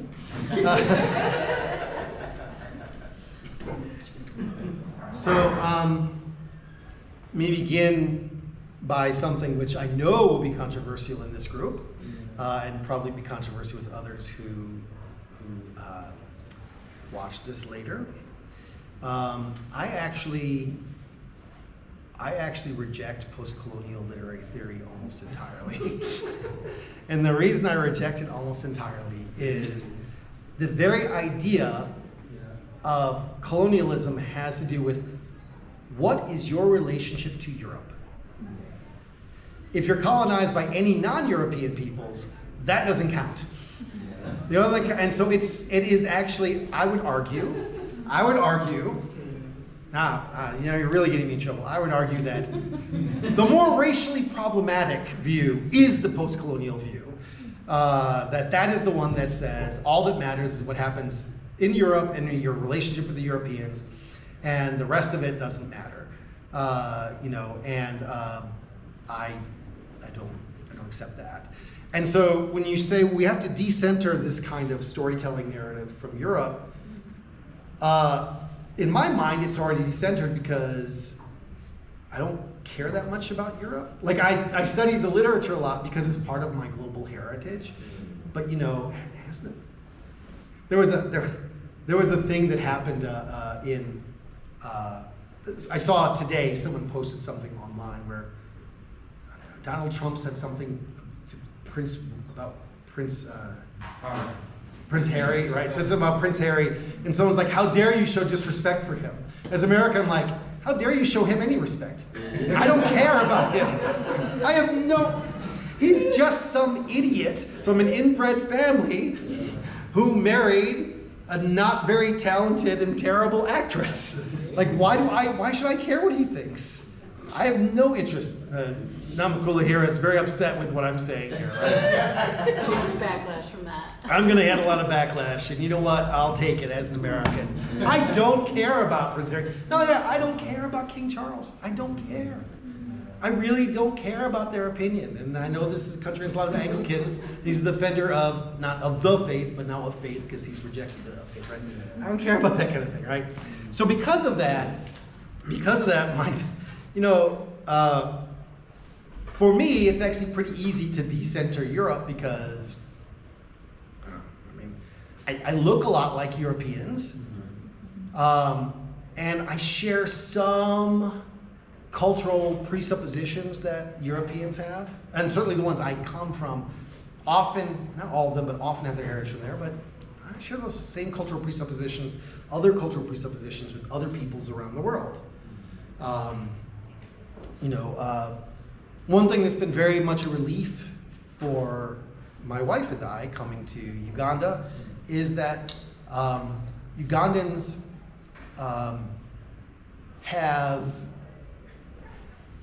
are in many ways similarly informal in conversation. They like to joke, they like to laugh, they like irony in the same way. I can use a lot of irony in Uganda, and Ugandans are right on it with me as the way most Americans would be. Whereas there are some countries I've been in, I have to be very careful never to be ironic, because they will not, because academics are not ironic, and you're not allowed to be ironic. not allowed to be ironic, and it confuses them at least, and at worst, it offends them as such. Well, does that mean that because I share that kind of cultural trait with Ugandans that somehow I've become Ugandan? No, she was like, yes, you have. Right.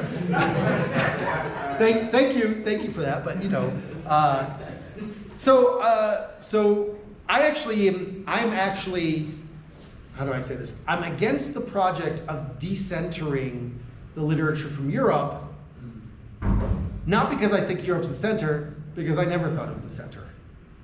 I guess that's where I am. And so when I'm trying to, when I'm saying like, well, I want to help take some of the Ugandan literature that you guys have been working on for decades, right? And to bring that out into the global world, it's not because I want to say, and look how it compares to medieval European literature. I will also do that, but I also want to see how does it compare to the Popol Vuh? How does it compare to the Tang Dynasty poets? How does it compare to these other ones? And what do we say about that? So I know we have a lot of post-colonial theory lovers here, and everybody's like, now we hate you. That's okay, I've been hated before. It's a lot easier for me to say that 3 months in. I will say I would have given a more circumspect answer 3 weeks in than I do, but I trust my colleagues here know where I'm coming from with that, in that. So I guess that's where I'm coming from, in a position that will make everyone angry. Thank you, Professor, for that. I don't know, I think I will ask just one question before other colleagues come in to do so. If I heard you right, you say you don't really wish to use the word pre-modern. Yeah. In many of the contexts. And I think that's where my question originates. And my view is, my inquiry is, there is a tendency among Western academics, basically, to see anything that does not fit with the temporal time of people. Mm-hmm. To be kind of pre-modern, mm-hmm. And yet what I see is that modernity doesn't move at the same kind of pace. Yeah. So if Europe was modern, what would be a European modernism, as we would see, may not necessarily be at par with an African modernism. So the challenge it comes that how do you construct an African, or specifically a Ugandan medievalism, without hinging yourself or appending it onto a European or English modernism, as I would say, or medievalism, as I would say. So how do you negotiate that kind of timing within these studies? So I do it through literary technology. And what I mean by that is, so my belief, and I say this is a belief because it's something that's unprovable for a few hundred years from now. If I can travel in time, I can find out if I'm right. What we might call the modern era, I know that I made a case the word modern means when we live now all the time. But the era from the development of the printing press until the late 20th century, that literary era is its own era, and I think is past. I think we've now moved out of print culture into digital culture, digital literature. We're just in the infancy of that. So just like print culture invented new things, like the novel could not exist until you had print culture, right? You just can't have novels when a scribe has to write the whole thing down, or someone has to memorize, Like I'm listening to a novel right now that's 20 hours, right? Well, you know, that's a long time for an oral poet to sit there and for the audience to listen to them, right? You need that, and so there are genres that are being invented, maybe as we're seeing without noticing them, or about to be invented in the next century or two that couldn't have existed in print culture. And so I would actually argue we're not even in the modern era in that sense. Like, we've already left that behind. And so because of that, I'm not particularly interested in what happened historically in Europe at all. What I'm interested in the only historical element of that that's important is that the printing press happened to be developed in Europe from Europe, right? Now, there was a printing press in Korea. It did not, that came almost a century before. It didn't spread though, right? They had types of block presses in China, but because they have this ideographic writing, it didn't spread around. It didn't really work the same way, right? It created a new thing. And so the only thing about that makes it European is that particular invention happened to be invented in Germany, right? Although I think I think there's a strong argument to be made that really digital literary culture was invented in America because it starts off as a global culture. Even that is like barely means anything, right? Well, I shouldn't say that because we don't know. But right at the very beginning, we don't know without 500 years from now what we're going to think about this. But that strikes me as, from a literary perspective, almost incidental, right? Because at the point in time that this digital culture, my students spend way more time in Uganda on WhatsApp than they do in their books, right? They spend much, and even then, when they're reading something, they're reading PDFs, right, on their phones, right?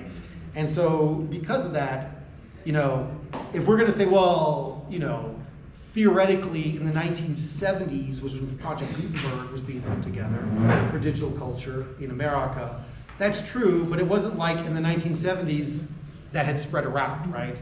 It's only now all at once in the last couple decades that this digital culture is being spread around. So I think if we just say, if instead of this we say, it begins with the advent of the printing press, wherever the printing press went, then we don't have to worry about it being medieval, or being European at all. Because I don't think about it in that same way also. Like, I think about this technology is the one that changes the way that we access the literature. And I want to also point out, like, we've talked about this before in this group, but I'm saying this for those who are watching afterward. People have to remember that each new technology doesn't destroy the one that comes before it. It repositions it. So it isn't like once we got manuscript literature, people stopped talking, right? And once we got print literature, people stopped writing. And once we got digital literature, people stopped. So like right here, I'm talking to you, and I've written some, comment to follow you in manuscript, reading off of my print thing, and showing you the digital, right? So each one builds on the other one, but they create new things. And so I think this is also why another thing was like, well, orature. So the concept of orature, I think, is a kind of push against the modern idea that oral literature is primitive or an early form that we can put aside in some way.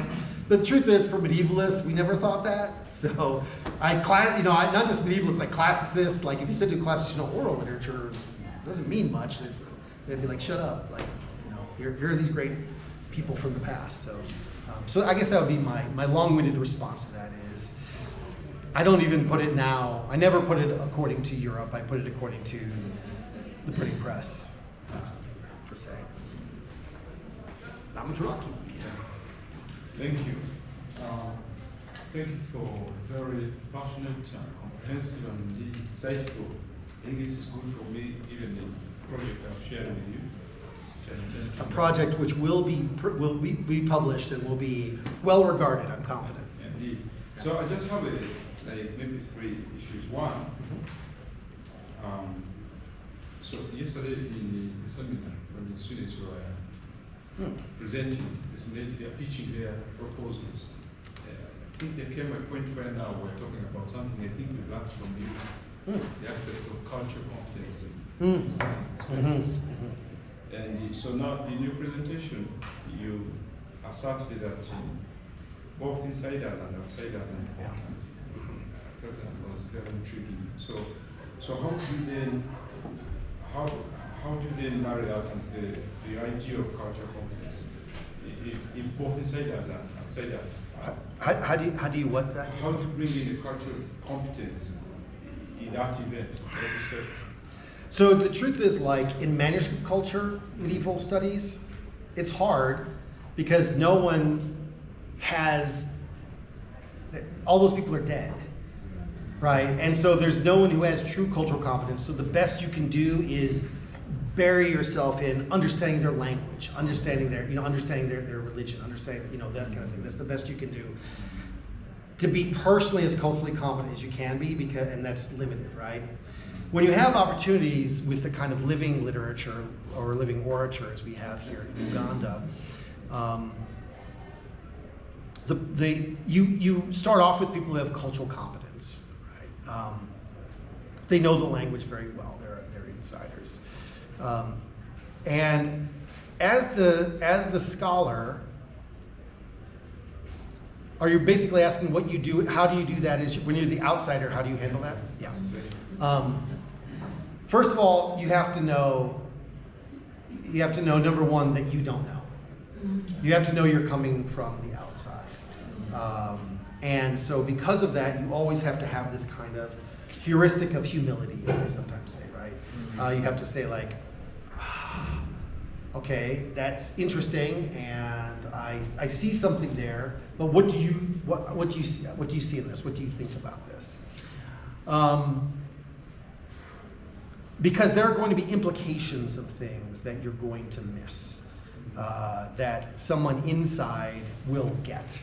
We have certain Old English poems that are studied because we just don't have that many of them, that we have no idea what they mean. They're references to things that we don't have anymore, right? But if we had them, we'd have a greater degree of cultural competence.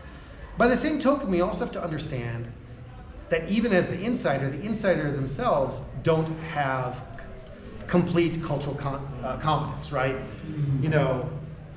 If I ask so and so, if I take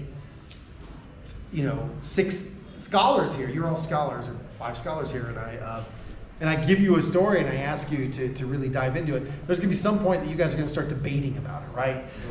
And so within that, even when you're the insider, you have to have this kind of heuristic of humility. Say like, I know more about this than you do, but I don't know everything. So then what does the outsider bring other than observing, saying, oh, that's interesting, and stroking the chin? Well, the outsider brings the outside perspective. It's not a literary thing, but it's something which Americans are always shocked to find that they're really the only people in the world who put ice in their drinks. Americans, everything we drink is either cold or hot. Yes, that's what we do. And to Americans, that's normal. This is normal. And so, as Troy University is an international university, and so we have all these students who come, and they go to these restaurants, and they get a glass of water, and why do they put ice in this? I ordered a cola. Why did they put ice in this? This seems insane, right? And they don't understand it. It's crazy to them. And to Americans, it's just normal. And the point in time where they think, wait a second, there's no particular reason that should be normal. In fact, through most of human history, just getting ice anytime you wanted was not possible, right? So it's decidedly abnormal. But Americans don't think about that until the outsider comes and says, what are you doing here? Now, does that mean it's wrong to put ice in your drink? I will fight anyone who says it is. But there is something that the outsider has taught me something about my own culture, right? It's taught me something that I didn't know. And that's really the role, I think, of the outsider, is to ask the questions that the insider never thought to ask. And then, in the case of global medievalism, to make the connections that the insider maybe doesn't know because they don't know this other thing. They're like, they've never read the Popol Vuh, so they don't know anything about it, right? And nor do they have to, right? No one, you know, as I sometimes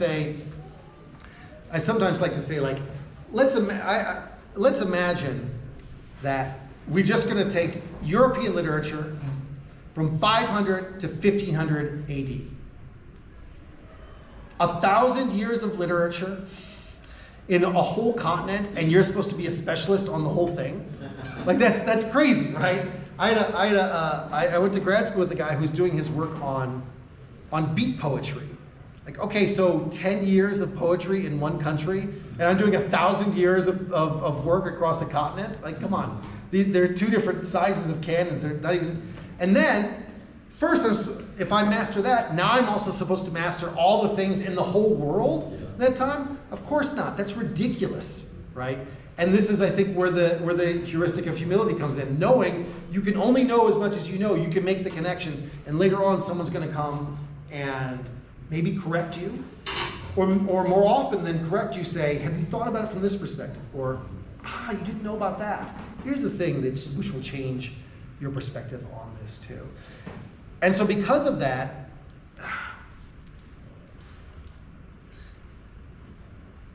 part of this is a bias of medievalists. And what I mean by a bias of medievalists is, like, I know you're a big fan of Wole Soyinka, right? How many generations have written about him? Many? Maybe two? Maybe two? Oh, I might be the only one writing about it. No. He's very famous. He's very famous around the world, right? He's very famous around the world, right? But like maybe two generations, right?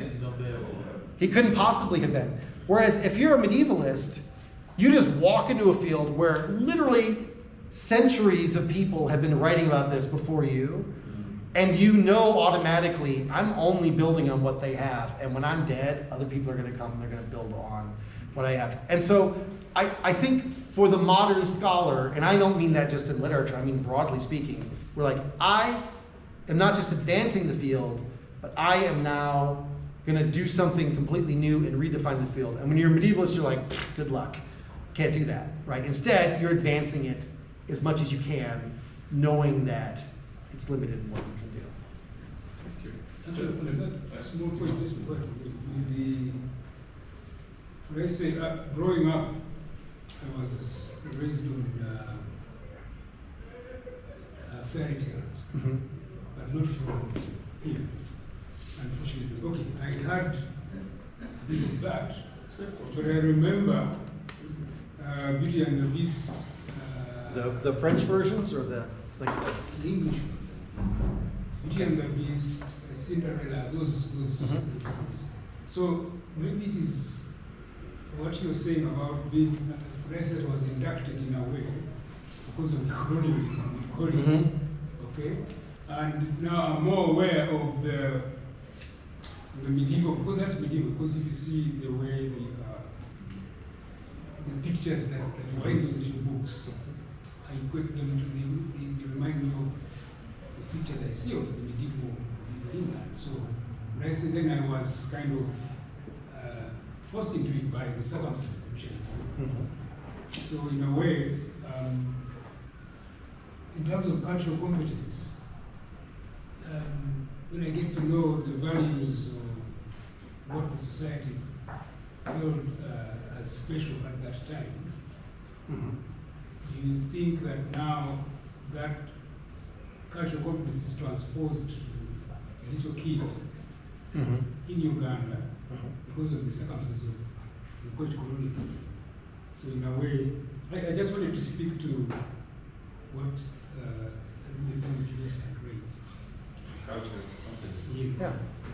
There is something that, how that discussion came about yesterday, I think members kept debating about, was the idea that, someone brought up the idea that we should be looking more, we should first of all research more at what is at home. Yeah. Because this is this is where we grew up, so we seem to understand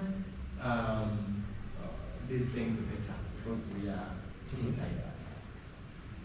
And then I had a question which I posed, and I said, we have been teaching Shakespeare in this department for years, and Shakespeare is a medieval, I mean, you know, the Renaissance writer, Shakespeare. But students have been understanding Shakespeare, and we have not shied away from teaching even other texts, etc. So, what is wrong with the students going outside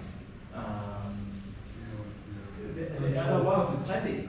And I think Professor, you are speaking to it because you're saying as an outsider, you come with new perspectives. Yeah. And those perspectives, even though there's an issue of cultural competence, which is there, and it's up to us to delve more in that culture. And I saw Professor trying to struggle more to learn more Uganda here, to delve more in that culture and understand maybe the particular percentage what you can. But also one thing that you have pointed out is even insiders themselves do not have enough confidence in what they are really studying already. Because I think there's times when I have to either call an elder in the village to tell me, oh, what's the meaning of this grand auntie? What's the meaning of this proverb? I don't seem to understand it. I'm reading some text here, but I don't seem to understand this one. And they will give you a different explanation, which may even be different from what you initially had. And then I said, oh, I think there is a level of confidence I have in my own culture. Yeah, I'm there. And I need more of those who are me even before. So, the idea that Mr. Bambraki is trying to put across was really a debate which really made us to think hard. But I say we gain more from actually learning from other cultures. And I think also learning from other cultures enriches our research in our own culture. And I think that was a take which I had. But of course, there was that debate we should focus more on this and this, which I didn't find very convincing actually. Well, we don't have to litigate the student's proposal here today, who's not here to defend themselves. So first of all, actually, I think starting at home is really valuable, even if you have come from a culture where whatever it is has been really thoroughly studied and thoroughly trodden. And the reason is, you talked about the difficulty of like having perfect, you can't have perfect competency in your own culture, right? Well, if you don't even have any kind of competency in your own culture, then you go to study another culture. I mean, that kind of dilettantism, that it just like you have to come to have at least the word competent, of course, is is a kind of minimalist term, right? I don't even use the word cultural wisdom, just competence, right? Just don't be incompetent. If you're not competent in your own culture and then you go to another culture, you're really going to be incompetent, right? And so if you're like, well, I'm bringing a different perspective, yeah, but your first perspective was stupid. So now you're bringing your stupidity to a second one, right? So I do think there is, especially early part of a child's education, I think it's really important that they understand their own culture as deeply as they can. Now, that being said, of course, Troy is Alabama's International University. Our required literature class, we teach American literature, British literature on the second year level.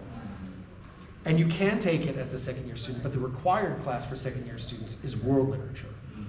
Because we assume you've got from primary and secondary school, you have some cultural competence. Like if I say Mark Twain, who's a famous American author, you're gonna be like, heard of him, right? At least you've heard of him, right? Yes, we were assigned to read him, and that's someone I did not read in school, right? Maybe as some people will say. So I do think that like, I think reading, so obviously being from Troy, I think reading from your home culture exclusively because it's your home culture is probably not a great reason to do it. Now, if you want to read from it primarily because you're like, this is the one I know, this is the one I love, this is my home culture, this is my family, this is what I want to promote, right, go for it. But when you start to say like, and thus I don't want to know about anything outside this because I'm trying to push the rest of the world, that's where I kind of, I would reject that. Now, poor Bamadraki had 3 questions and he got 1 question and we hijacked him. Thank you. Yes. So that if I also to add on that cultural competency, which again is something I learned from I think this semester. I didn't know anything about it before you came. So there is that idea of that there is always something called cultural accuracy and also local scholarship from perspectives. I think that's why it's very important. We later on I think agree that the students can venture and start and even we teach them things. So the other question is, I think critics of medievalism have accused it of being too romantic and that they have, in a way, distorted ideology and that somehow this particular literature has they are shied away from exposing the hardships of that period. What do you say about it? So, whenever we talk about, I'm going to talk about history for a second. We never talk about history because we care about the past. We care about is the present. In fact, they say that it captures a false past. And so, I would argue that what happens is we have 2 moves. Now, I'm grossly taking all history and pushing it into 2 categories. Okay, so let's be clear. I know I'm being very, very kind of, I'm painting with the broadest possible brush here, but I'm doing it to make a point. If I look at the past and say the past, everything was great, what I'm saying is I'm critiquing the present. I'm saying our world is degenerate. Our world has devolved from more important customs, more important religious beliefs, more important ideology, whatever it is, right? But those who say that, you're romanticizing it in that way, are in fact doing the same thing. What they're saying is, I want to compare the past to the present, say the past was so bad, look at all that the modern world has given you. Look at the modern world, right, as it is, and thus me, and so obviously, the past is neither horrible things happened in the past, and greater things happened. Like more people were killed in the 20th century than existed in all the other centuries combined. Right?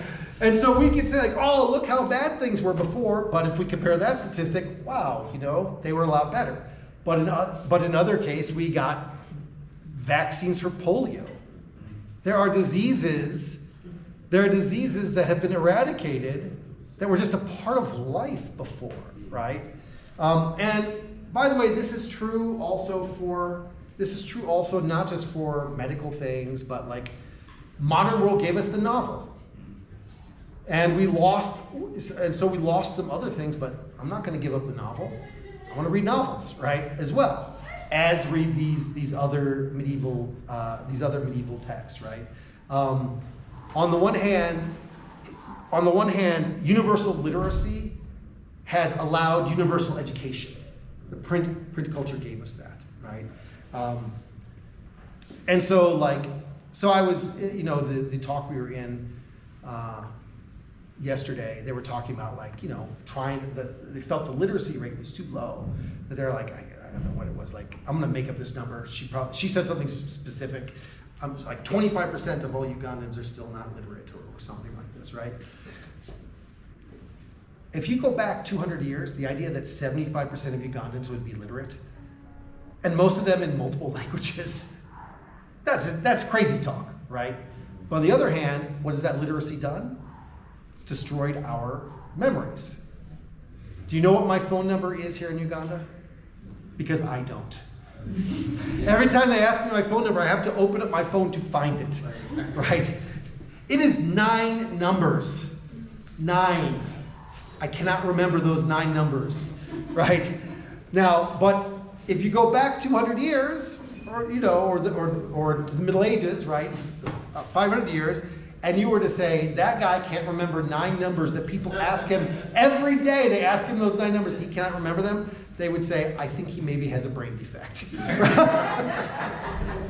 And that I've gotten from this. And so, you've heard me say in the case of AI, we will lose things and we will gain things.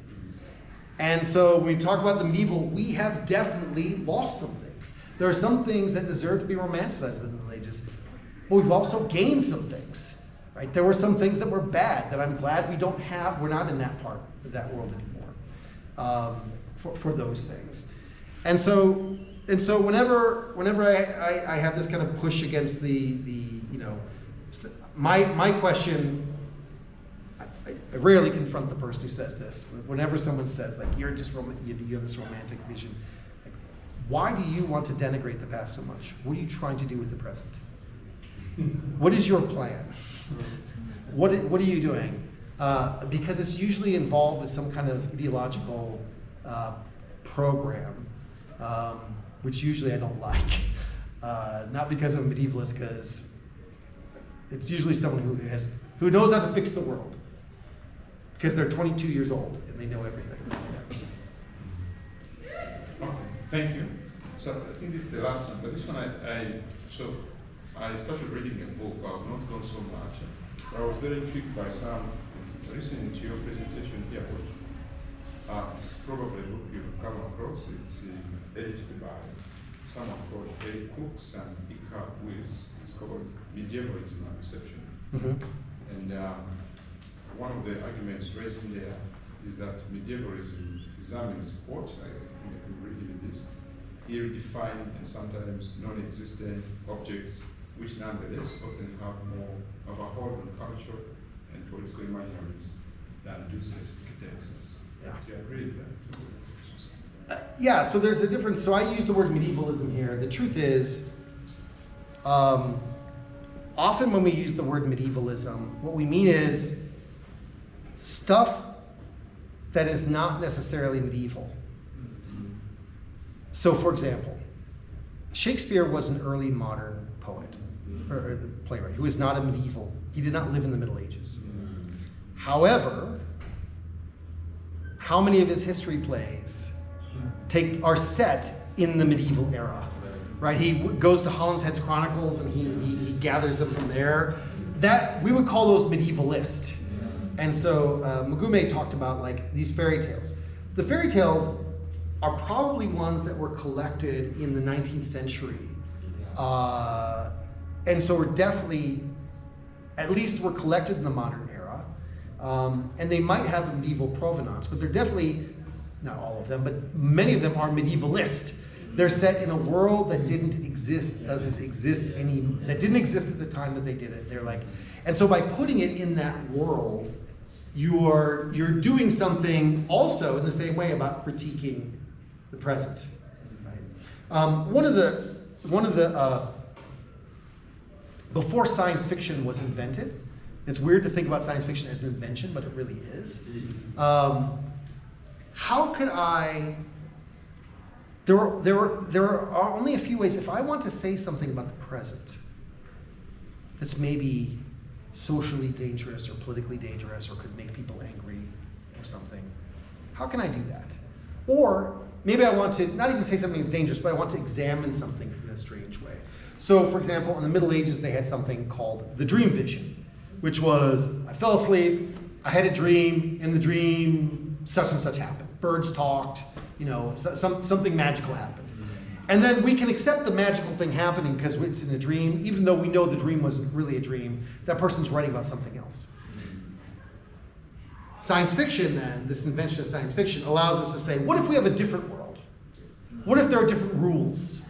Or I'm in a fantasy world. What if there's magic? And now I can examine the world. Yeah, I can examine the world in this other way. Sometimes medievalism is simply a setting, but just as often, it's often a way of saying, I'm really talking about today. I want to teach, maybe like a folktale. I want to teach a child an important virtue or an important life lesson or some wisdom.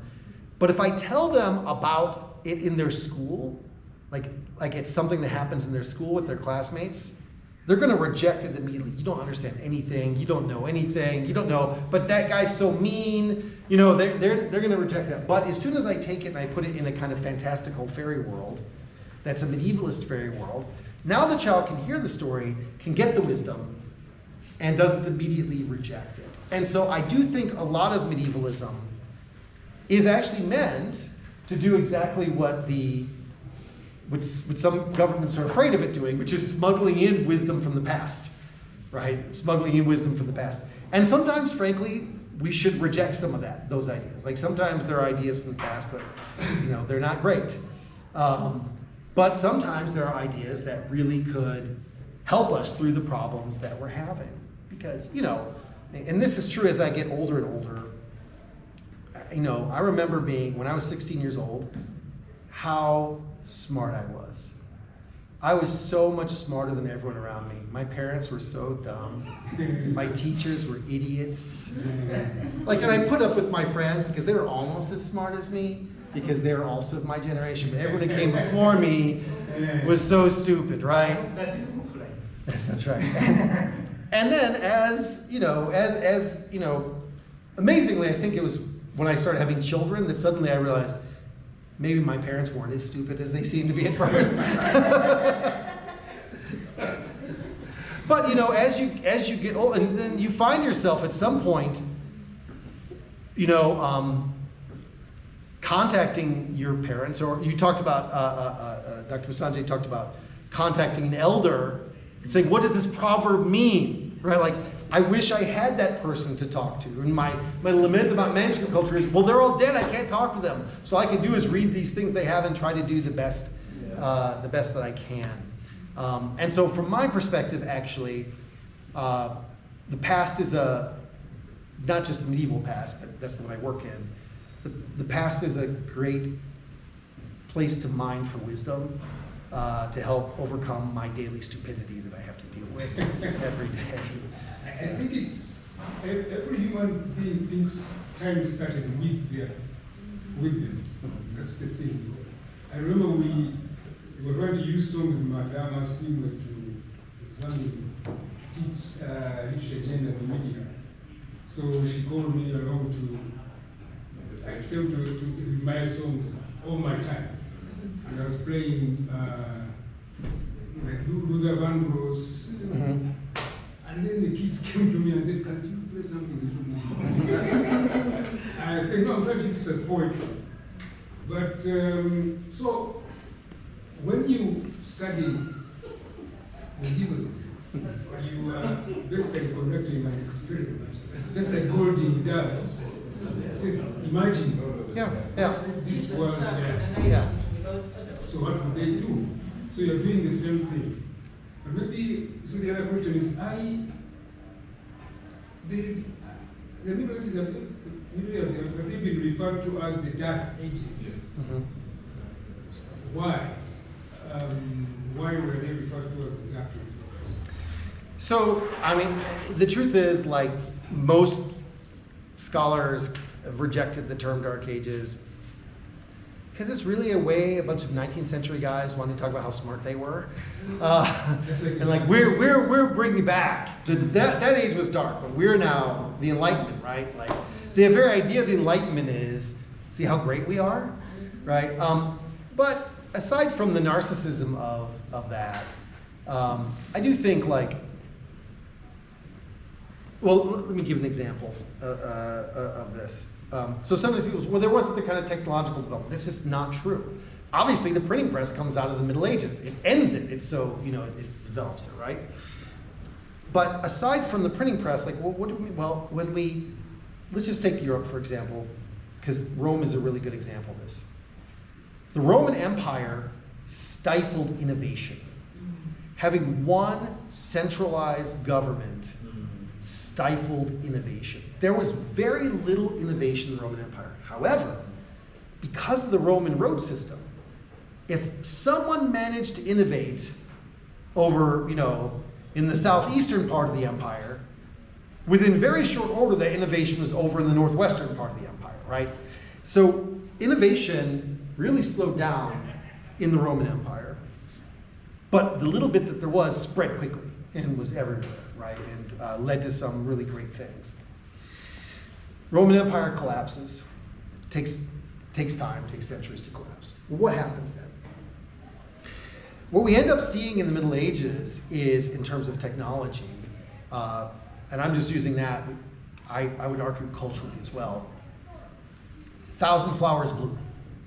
Like all over, this kind of flattening factor of the Roman Empire was gone, and suddenly there were all these innovations everywhere. But without the central government, what happens is there'll be this innovation over here, which it takes centuries now to spread over to there, right? It's the same thing about the universal and the particular, right? Rome was the universal, and medieval Europe was the particular. We are in. I'm going to say this. I am earnestly not trying to make a political point. Okay, so before anyone, if anyone comes after this and he's trying to make a political point, I really am not. But before the creation of Uganda as a state, you could think of Uganda as a Roman Empire, as a single central arbiter of culture, technology, economics, etc. Right? Whereas, not even a century ago, but we'll go a century ago. Whereas a century ago, the kingdoms were more like the Middle Ages. Were those dark times? I would argue that they were not. But what innovation, cultural innovation might happen in one kingdom doesn't spread over to the other kingdoms, right? And so because of that, you end up with these kind of really rich cultures, which on the one hand, having a nation state, it's not really a nation state, we'll call it that, a nation state like Uganda, having a state like Uganda flattens out those differences. I know you have many complaints about that, actually. I've heard you complain about that sometimes. Flattens out those differences. But on the other hand, it makes it easier. Like we've been talking about me going to Kyambogo, right? Was that even possible a century ago? Like even if I had a car, right? Like, very difficult to consider doing. Yeah. And so when they talk about the Dark Ages, it's kind of like considering pre-modern Uganda as being a dark age. Whereas in fact, I would say it's a more particularized or more fragmented age. And that when you build these not global, but regional structures, you gain something and you lose something too. Right? And when in Europe, when the Roman Empire fell, they lost some things and they gained some things. In the modern era, the printing press, we lost some things, we gained some things. With digital text, we're going to lose some things and gain some things. And the same is true. And so I think the reason that people don't use the term Dark Age is kind of not true, but also it's a bunch of 18th century people saying, look how awesome we are. Let me make a quick follow up on that one. Yeah. So it's very interesting to say that that's rejected by some scholars. Now, if I took the Afrocentric stance, would it be fair to argue that this is probably a deliberate rejection or maybe manifestation of your American cultural prestige, because maybe that would make them on a par with the African dark content I mean, I think you can argue that the reason that this American comes with American presuppositions is because he's an American. I think that's entirely fair. I think that's an entirely fair thing to argue. Yeah. Because the same thing which Chebe tries maybe to wrestle with, the dark continent thing. But there's something which you, as you go out there, you might lose some. My friend something has been lost. There is, I don't know, Aisha would be familiar with it.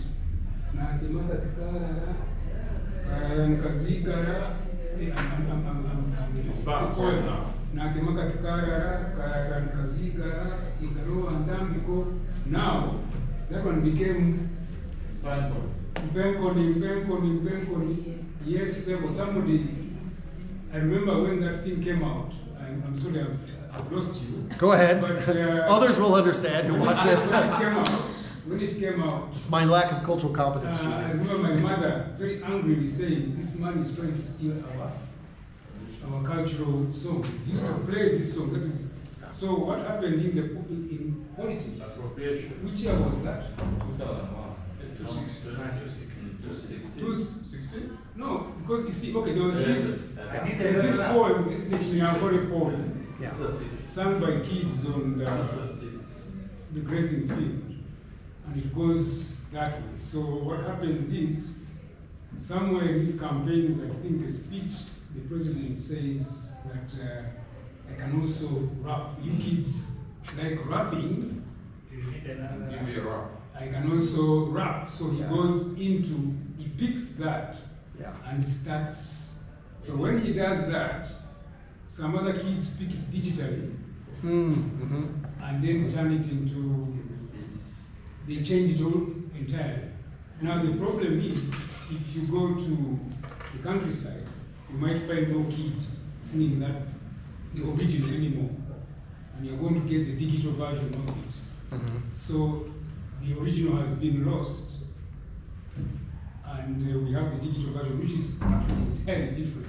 Almost, it just only has a few words, Just a few lines. a few lines. Which have been popular. So I hope you can find it when you Appropriated. appropriated Yeah. for a different reason altogether. Different reason, different. Someone's trying to be relevant Mhm. with the youths, and is using a term that has been imported from the US, rap, Mm-hmm.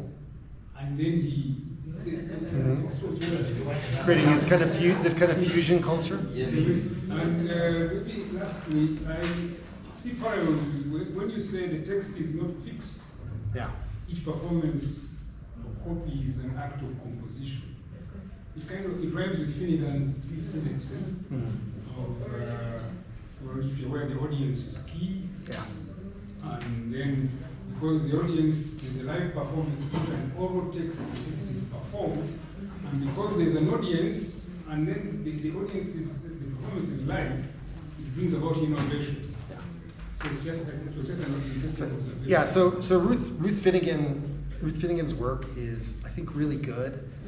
But the truth is, for like classicists and medievalists, it was like, yeah, we know. we know. Yeah. But for modernists, it really is. I would also say, like, I have no idea about this the kids rapping with but let me argue that kind of fusion, when people worry about cultural appropriation, well, is he appropriating American rap culture? Is that not allowed? I'd say it is. And so I think cultural fusions, that's a moment of cultural creation. And maybe we wouldn't look at this person and say this is the world's greatest artist, right? It takes a lot of mediocre, I don't know this person, right? It takes a lot of mediocre artists to have a couple great artists. But, you know, this kind of cultural innovation can lead to something entirely new and possibly even entirely Ugandan, that imports one element. You know, I love Vietnamese street food culture, and the reason I love it is it's so different from the rest of the world because the Vietnamese were there, they had very traditional food culture, and the French came with their sauces and their breads and their cheeses, And instead of the Vietnamese instead of going, well, that's French, the Vietnamese went like, what if we did something different with that than the French are doing? And they have this delightful cuisine, which is like totally unlike everything else in Asia. It is definitely not French, and is totally theirs. And so you might be looking at, like just looking at some kids screwing around, you might be looking at the beginning of a new cultural movement that 200 years from now, our ancestors, our descendants will be studying. All right, well, I think we're running short on time here. Looks like we're over time, actually, aren't we? Yeah, okay. Well, thank you all for coming. I do appreciate it. Thank you too. Thank you. And I know that some people will write me very angry comments on YouTube after we post this. And I welcome your hate.